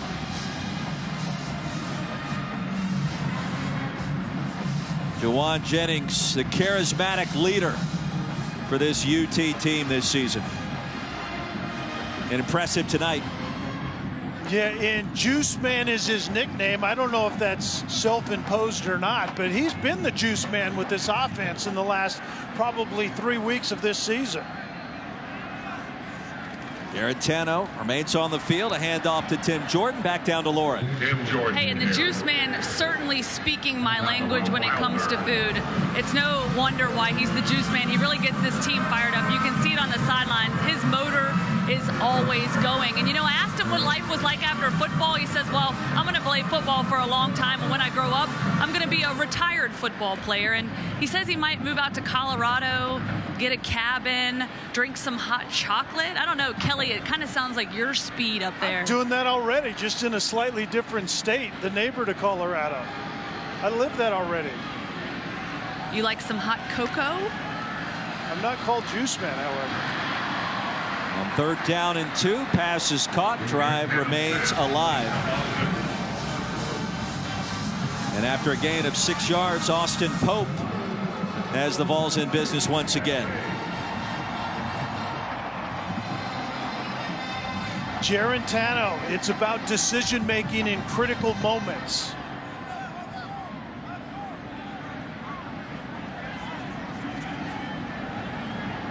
You like the idea that they brought him back off the bench after throwing the interception, even though it feels like Tennessee is well in control tonight. Jordan straight ahead for a short pickup. That might be exactly why he's come off the bench. I think is to give him another look at it. We saw the fact that Jeremy Pruitt was lighting him up going into halftime.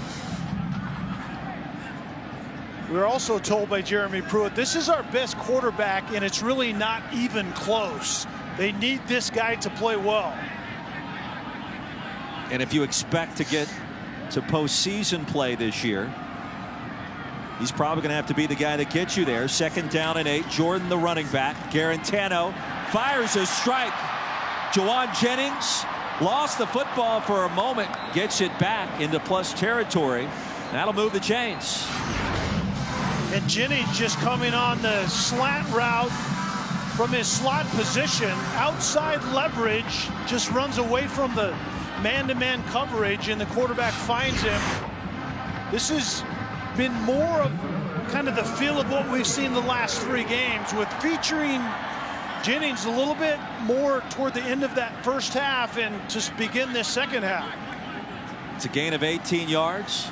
This time from the 40. Garantano under center.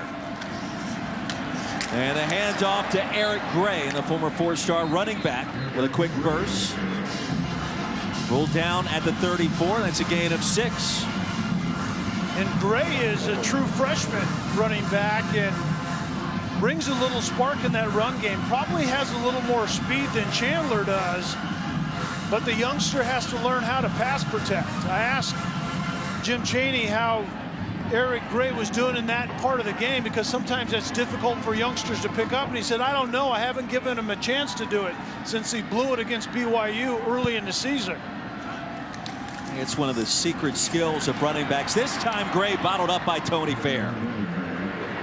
No real estate available on 2nd down, and Fair was ready and waiting. All 6'3", 335 pounds of him. And he's hard to move. That was one of the keys for the running game for Tennessee, is can we get number 90 out of the way? It was number 90, and it was also number 1, Garrett Marino, who's the high motor guy, and then Chris Moll from the linebacker position, the best player on that defensive side for UAB. UAB, one of the top defensive teams in America, being tested tonight on the road. 3rd down. Garantano fires a quick strike. That's caught. That'll move the chains. Juwan Jennings, a couple of nifty moves, and he's brought down at the 11. Well, he's not the fastest player on UT's roster, but it does not matter. He knows how to play the game, Kelly. And Garantano knows how to find him. There isn't any question about that. Jennings is the guy who has a feel how to get open. You don't have to be the fastest guy on the field if you can fill the voids in the defense and the pressure on the other end. And Garantano falling onto that wrist once again. Keep an eye on that left hand by that quarterback. Jennings picks up 23 yards and now is the Wildcat quarterback. And UAB will utilize a timeout here. 2:30 remaining here in our 3rd quarter in Knoxville. begins. The College Football Playoff Top 25 Ranking Show, Tuesday at 9 on ESPN. Well, the playoff is coming.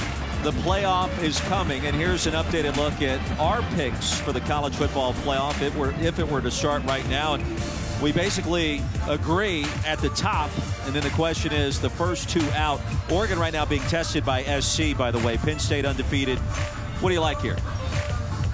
Well, Oregon certainly has to pass the test against USC, and Utah already did that going into Seattle and beating Washington. I think that was huge for the Pac-12. They need one-loss teams to go into their championship game. I think the Pac-12 is more in contention than most people believe. On the end around, Palmer ushered out near the 10 as Noah Wilder got there. Well, the first ranking set to be released Tuesday night at 9 p.m. Eastern. Selection Day on December 8th. The semifinals the end of next month, and then the national championship, don't forget, this year has a 2-week hiatus after the semis before the title game, which I find to be extremely interesting. So it'll feel like a Super Bowl prep, if you will. And this Tennessee program's already seen a couple of contenders, including #1 Alabama and Georgia. Confusion in the backfield. And nowhere to run that time for the Vols. Ty Chandler, he's going to lose 4 yards. Kia Eason trying to get back there. And Alex Wright was joining the party as well, and this didn't look right from the beginning. And you can see that what happened is Chandler saw Wright coming from his left, and so he didn't want any part of that. He got a little bit too close in the ball handling to the quarterback, and that could have been disastrous.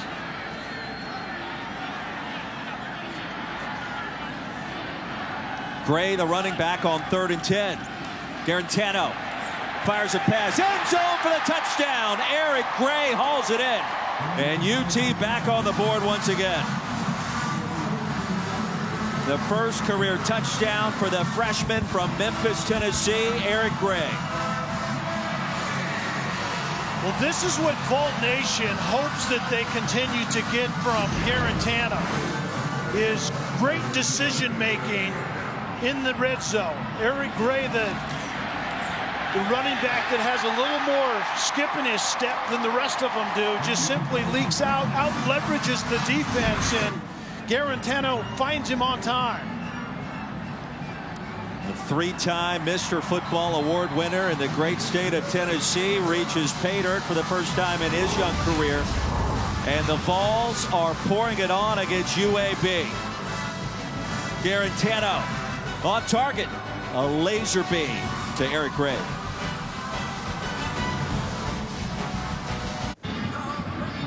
"74 yards in 11 plays, the latest UT scoring drive back in Knoxville, as Eric Gray has scored a touchdown for the first time in his young career. And the homecoming crowd at Neyland Stadium has been rocking the night, Kelly.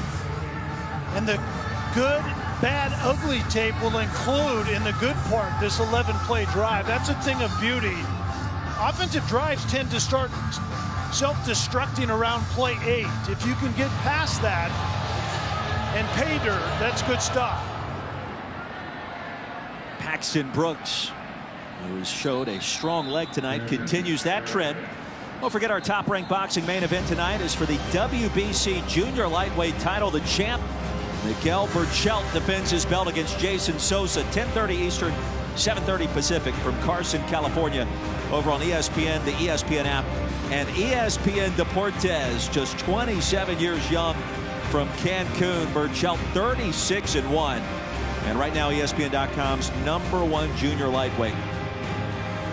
I think they took Miguel's headshot and put it on your torso. I appreciate that. I don't know, the magic of television. Lauren Sisler, Kelly Stauffer, Roy Philpott. Big Orange with a big surge tonight, pitching a shutout as Tyler Johnston struggles continue. And Tyler Johnston really has been uncomfortable. He might have been uncomfortable getting off the bus at the pregame meal. And then Tennessee just has done absolutely nothing to make this stadium tonight inviting for that young man. It's been incessant pressure from the get-go. Well, I think if you're just tuning in and you're watching Jeremy Pruitt's club, you're thinking, okay, this is as expected against a team from Conference USA, but UAB is not your typical program from that league, as Stanley's tripped up at the 25 by Bryce Thompson, who's having himself a career evening. UAB 6-1, defending conference champions, coming off their first bowl win in school history. And this team, led by Bill Clark, has really been solid the last couple of years, and Tennessee's just taken them to the woodshed. And the record of those that UAB has defeated isn't exactly a stellar group. Let's call it what it is. But I love the story nonetheless. We're not going to see this in college football again. Bill Clark taking a program from extinction to resurrection and winning this many games is unbelievable. On third down, Johnston into traffic, and it's going to be hauled in at the 46. Austin Watkins tapped it to himself a couple of times to make the grab. You talk about miraculous. Watkins in the end is going to end up with this, but it pinned ball through about 3 or 4 different defenders. And how about the hand-eye coordination and finishing on the ball of Watkins? That's a highlight reel somewhere. On the final play of the third quarter, it's a gain of 23 yards, but the Tennessee Volunteers trying to make it 3 of 4. Well, they're in business on homecoming here in Knoxville, the 30-point lead.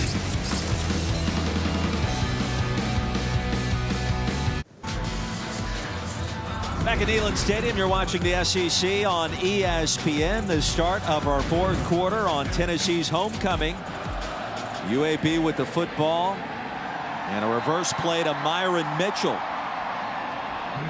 results in the Blazers moving back into Tennessee territory, but the score tells the story this evening, 30-0. And for UAB, just their second trip into plus territory this evening. And we've talked about Bill Clark for UAB building this program. So what do you do when you're down 30-0? You do some little things right that builds for the future. You know, their goal at UAB is still to win their conference. Conference USA is still front and center for UAB this year.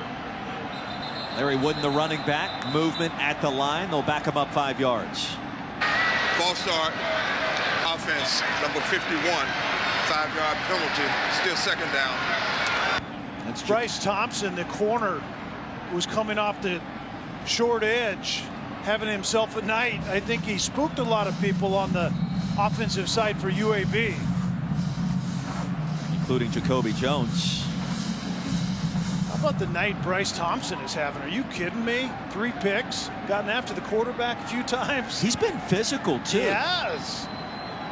And certainly a linchpin you can build around in that Tennessee secondary. He'll fake it to Wooden. Tyler Johnston back to work, and that pass batted down at the line by Greg Emerson. Big number 90 barreling through.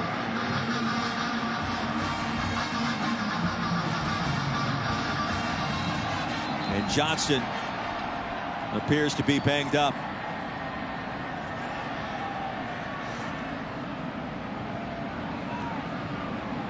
And it's been a tough night for number 17. Bill Clark trots out, injury timeout, as we step aside.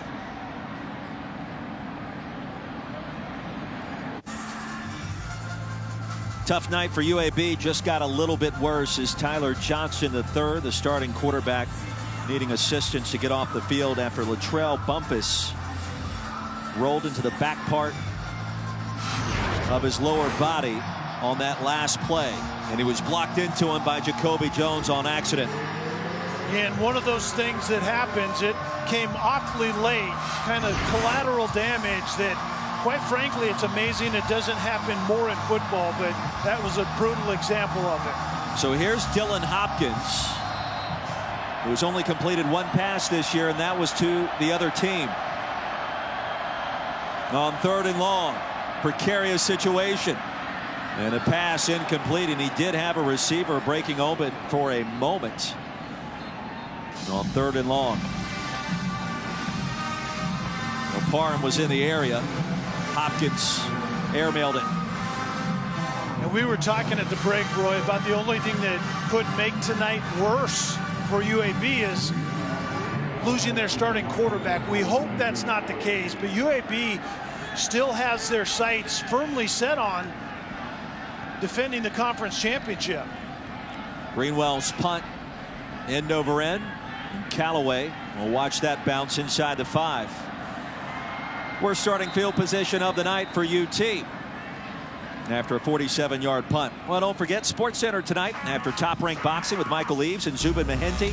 We'll have UFC 244 post-fight coverage, plus Canelo Alvarez and Sergey Kovalev reactions. Herbie's biggest Week 10 takeaways in college football. And SportsCenter after boxing on ESPN. Also the ESPN app. That is later tonight, and I mean late nights, on a very busy weekend in sports. And Smokey trying to do whatever he can to stay warm. Throw a heater out there for a little smoke stir.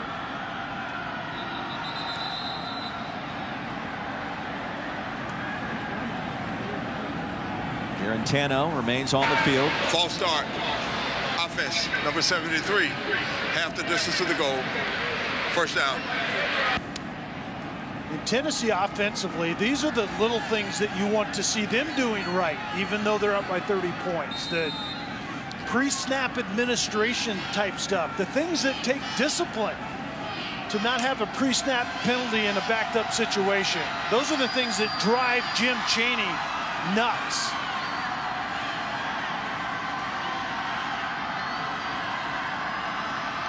And this ball almost spotted on the goal line itself. Perhaps UAB's best opportunity to score tonight would be his safety. And the first down handoff back to the line. Nowhere to run that time for UT. Noah Wilder, the linebacker, comes through a gaping hole and almost gets the safety, but the ball gets past the end zone line by about 17 inches.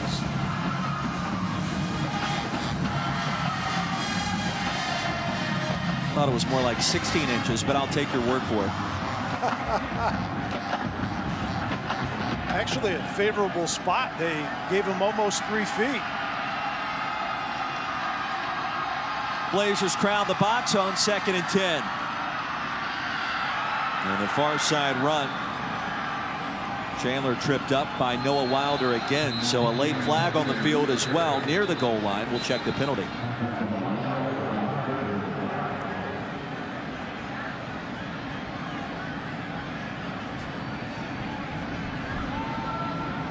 Here's Hubert Owens.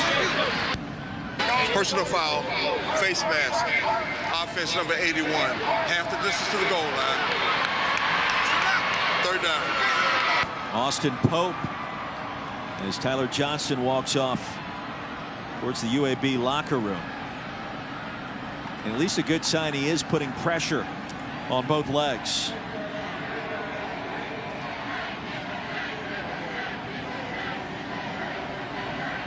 See, my 17 inches, I was actually talking about kind of foreshadowing after this penalty that was marked off. You go from basically 3 feet to back down to 16 or 17 inches.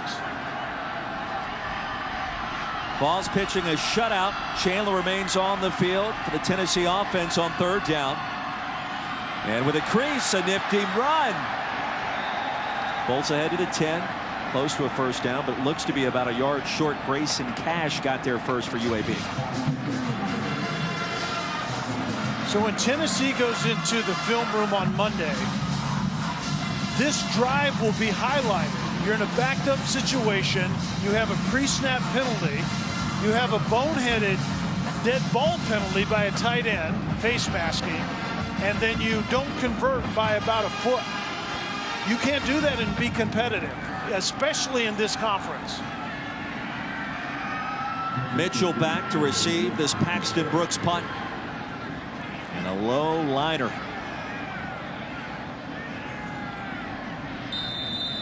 Bounces dead at the 49. That's a punt of 41. Blazers take over when we come back, trailing by 30.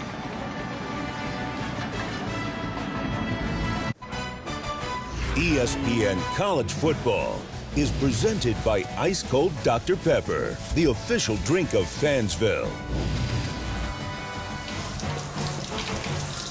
Smokey's on the prowl once again, the most famous blue tick coonhound in the country. Smokey spends the majority of his time with the Hudson family just outside of Knoxville, but on game day he's handled by the AGR fraternity on campus here at UT. That is a beautiful hound dog right there, and that's his favorite blanket. Saw it in 2 different shots. Dylan Hopkins back on the field, replacing the injured Tyler Johnston on first down for UAB. Crouch makes the stop after a short gain as Smokey looks on a chilly night suddenly in Knoxville, right? Blue tick coonhound, a beautiful dog, and that blanket, even though it's a little bit tattered, Smokey loves the blanket. At home or here at the game, it doesn't really matter. What a gorgeous dog that is. Do you have a dog?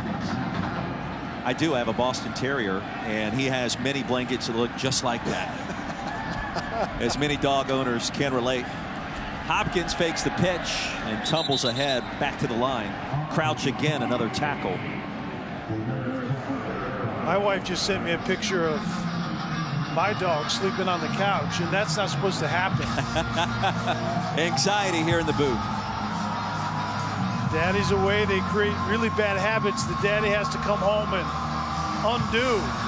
So you've got Hopkins on the field. He's never completed a pass. Kelly Stopper, Lawrence Sisler, Roy Philpott. What do you dial up on 3rd down and long? Well, first you dial up something that's going to contain number 19 off the edge. You know that.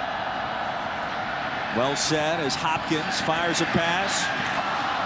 Playing center field back there. It was nearly intercepted. Jalen McCullough may have gotten a fingernail on it. And the reality is, Roy, it's very difficult in the way that UAB plays offense currently. They're an explosive offense that typically throws the ball down the field. They're not very efficient in that intermediate pass game at 0 to 12 yards. They haven't been efficient doing that tonight either. And so you throw it deep, you're under pressure, and Tennessee just will have none of it this evening.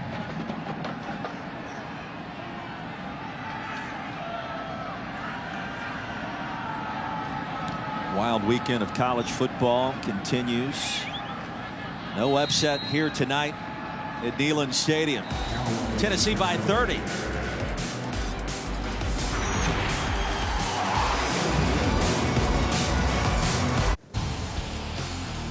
Welcome back, and let's now take a look at tonight's best performer, brought to you by AT&T, and it's Bryce Thompson. It seemed like every football in the air that Tyler Johnston threw, Bryce Thompson was in the process of picking it off. 3 interceptions. He's been physical from his corner position. He's been absolutely everywhere, and the hat trick in terms of taking the ball away this evening. First time in 20 years a Tennessee player has recorded 3 interceptions in a game. The last time it happened, Deion Grant back in '99 against Auburn. It's been a while as JT Shrout checks back in at quarterback for Big Orange. Yeah, and I think Shroud's certainly going to be the closer. And the question is going to be Garantano's night. How is it going to be looked upon in the good, bad, and ugly tape come Monday morning? I think one of the uglies is going to be that horrendous red zone interception, but that's the player that has to play well in order for Tennessee to turn the corner.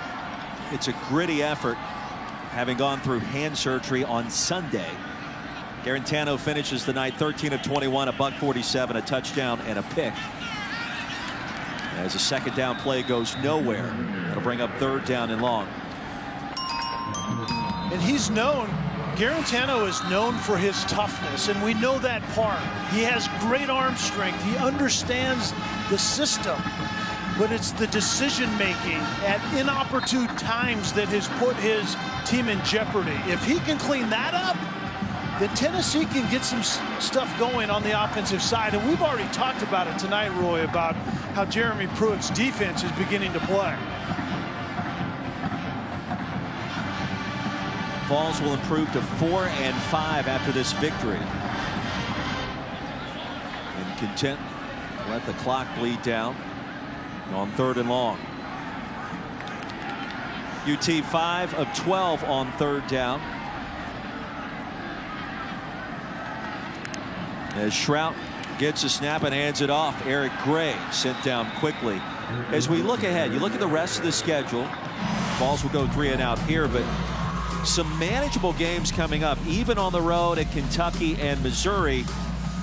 You win this when you're 4 and 5. You got to find 2 more victories somewhere. I think that's doable. Oh, I think you're exactly right, and that's why this game tonight was an absolute must. But going on the road to Kentucky and Missouri, even though they haven't been playing well as of late. In fact, Kentucky's playing with the wide receiver at quarterback, and then Vandy comes here to close out the season. Mitchell awaits the punt from Paxton Brooks. It'll be 1st and 10 for the Blazers at the 34. The defending champions of Conference USA struggling so far tonight.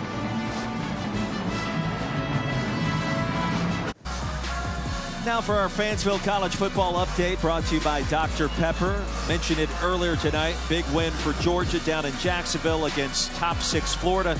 Utah come back in Seattle. Important for the Pac-12's playoff hopes, as well as Oregon leading SC right now. What do you think of this, Roy, that if Utah and Oregon can have 1 loss apiece going into that championship game, that's money for that conference, right?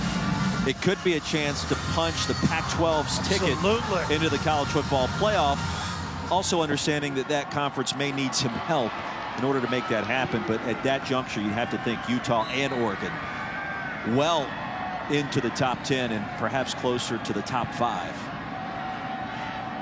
Of course, a big one next weekend in the SEC, LSU and Alabama, is Hopkins. The late pitch, and Brown crossing the 40 will pick up nice yardage. What was your impression of Tennessee's defense tonight?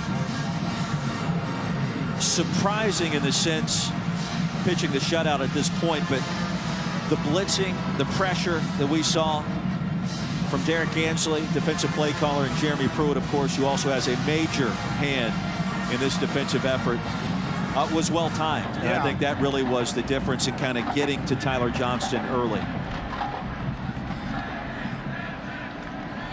And I think now it's just a question is, can this team go on the road and find a way to steal a win or 2 against UK and Mizzou? Missouri was thought to be a team in the SEC this year that was going to be 7-0, 8-0, playing Georgia, the chance to win the division. That has not happened.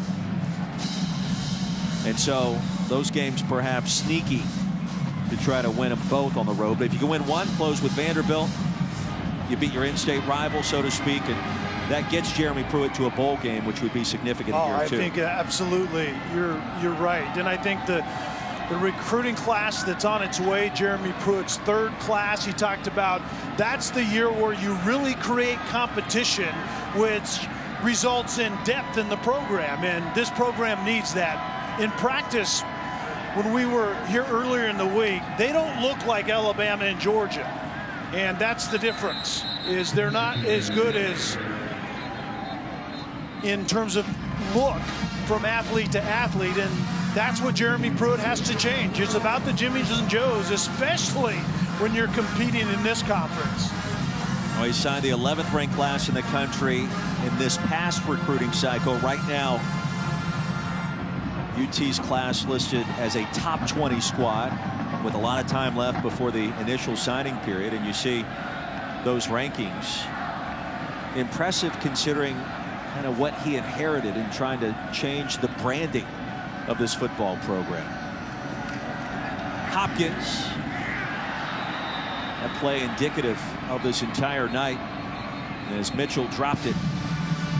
Roy, you brought this up. Chad Morris told us this at Arkansas. You know, you can be top 15, but be 3rd or 4th or 5th in your own division in the SEC.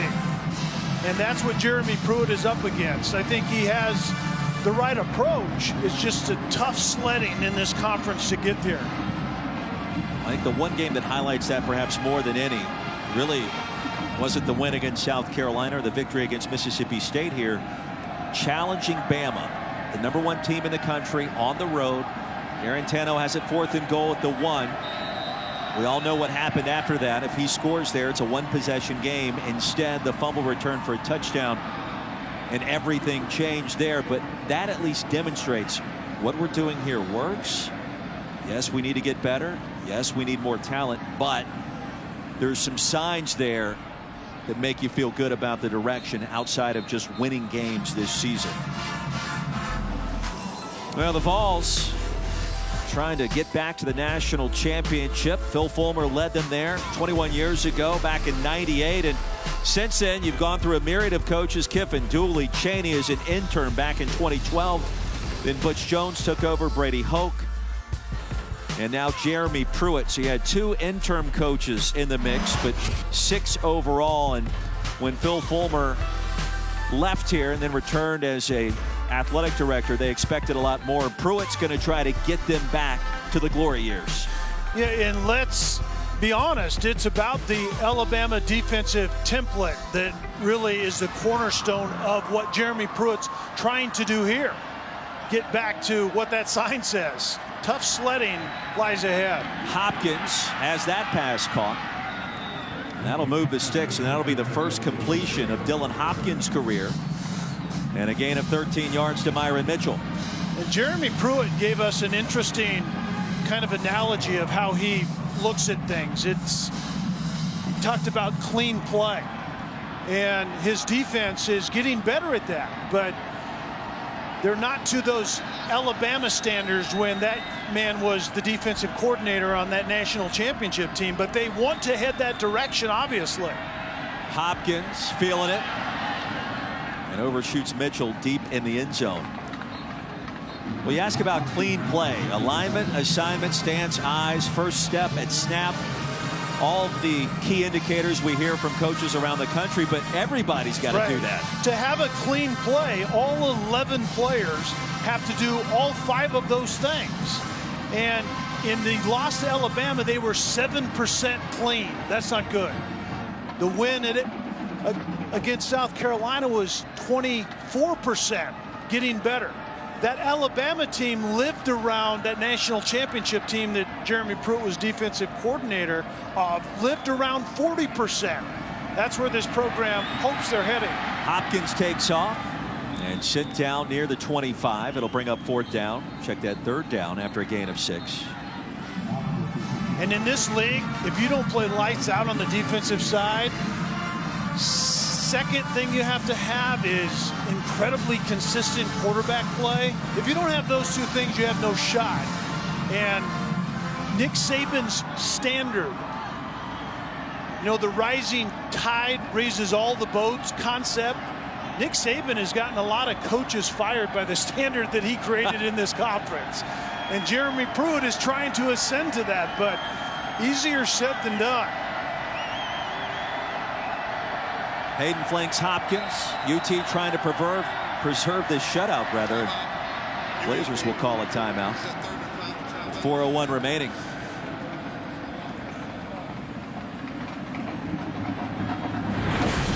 The Vols have 2 conference wins, 2 and 3 in the league.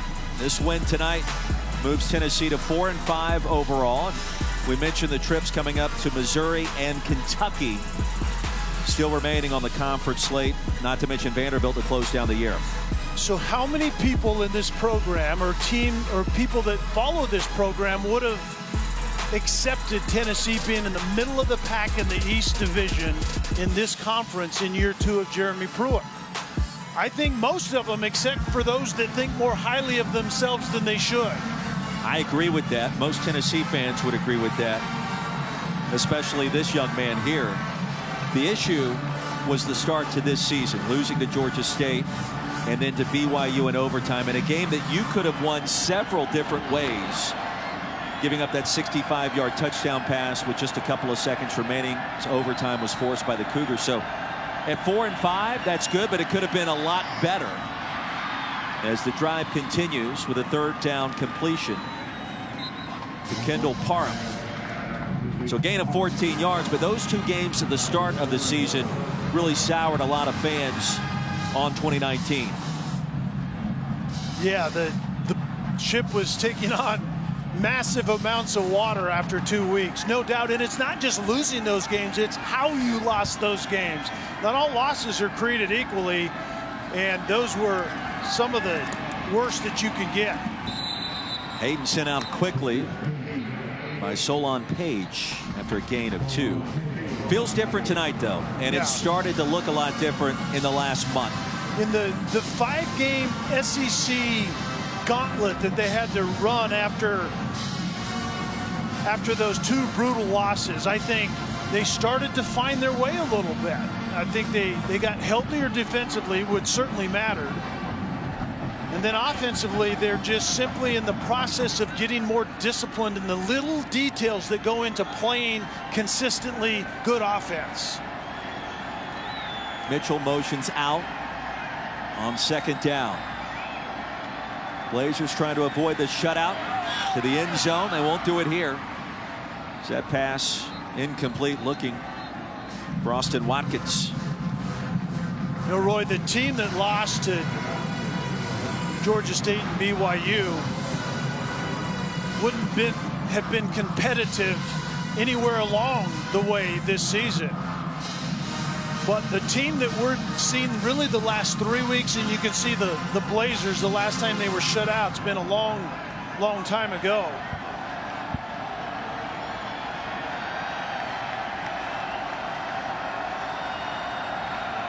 Third down, here comes pressure right through the A-gap. Hopkins gets rid of it. Stanley has a first down towards the end zone, and he's got a touchdown as well. Dylan Hopkins found his running back quickly with pressure coming right in his grill. Well, and you said exactly right. The pressure through the A-gap means let's throw a quick swing route to Stanley through the C-gap. That's exactly what you should do. Anticipate the pressure and throw wide against man-to-man coverage. In this case, they totally dropped the man-to-man coverage on Stanley. Blazers on the road next week at Southern Miss. Is the extra point good by Nick Vogel? And the Blazers avoid that shutout. So a little bit of positive mojo at the end of this loss to Tennessee. Road trip down to Hattiesburg, then UTEP comes to town. And UAB still with a golden opportunity to win Conference USA once again. And that's why obviously the health and well-being of Tyler Johnston is so important, because what UAB set out to do when the season began was defend the Conference USA Championship, and Bill Clark's squad still has a great opportunity to do just that.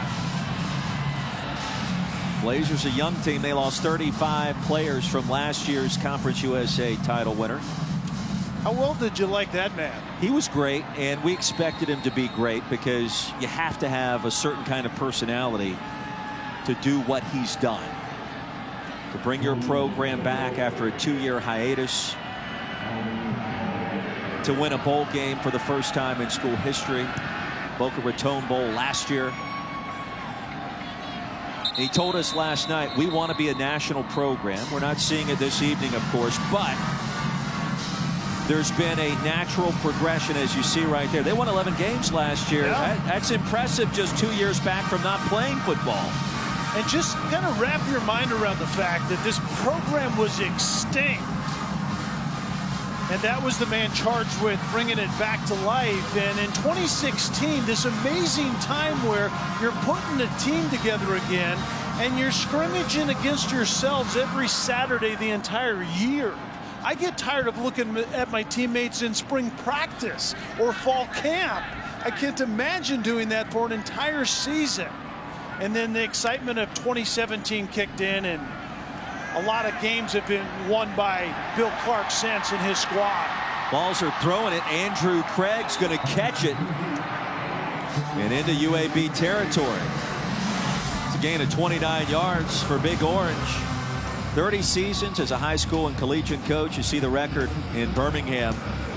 More impressive, bowl eligible in all 4 of those campaigns with the UAB Blazers. And when you meet Bill Clark, that's what you get. You get 30 seasons at the high school level and really kind of spending a lot of his life turning young boys in high school into young men, and he, I think, loves doing that.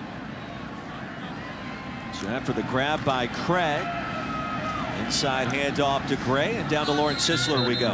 Guys, I got to tell you, I was standing outside the meeting room that day when the team was told that the football program was gone, watching those young men file out of that room in front of hundreds of UAB fans in tears is an image I'll never forget. It was one of the hardest days I experienced emotionally as a sports reporter, and just what Coach Clark has done with this program, making these promises that this program is going to be back, turning this program around the way that he did has just been tremendous, seeing this UAB community rally behind him. And Coach Clark, he's their guy. No doubt about that, Lauren. Thank you. What will turn out to be a homecoming win for Tennessee. Another quick strike as time winds down. Bowler the stop.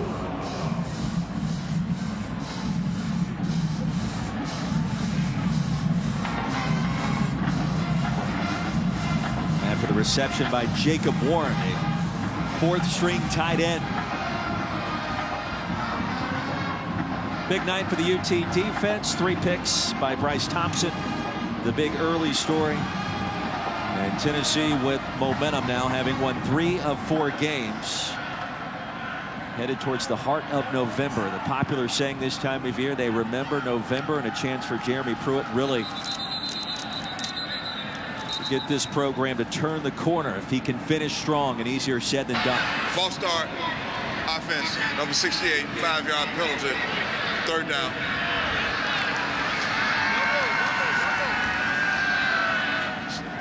That'll just about do it. 30-7 our final score tonight.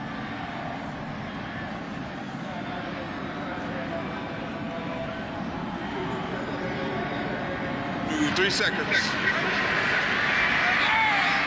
the run up, that may in fact do it. Thank you.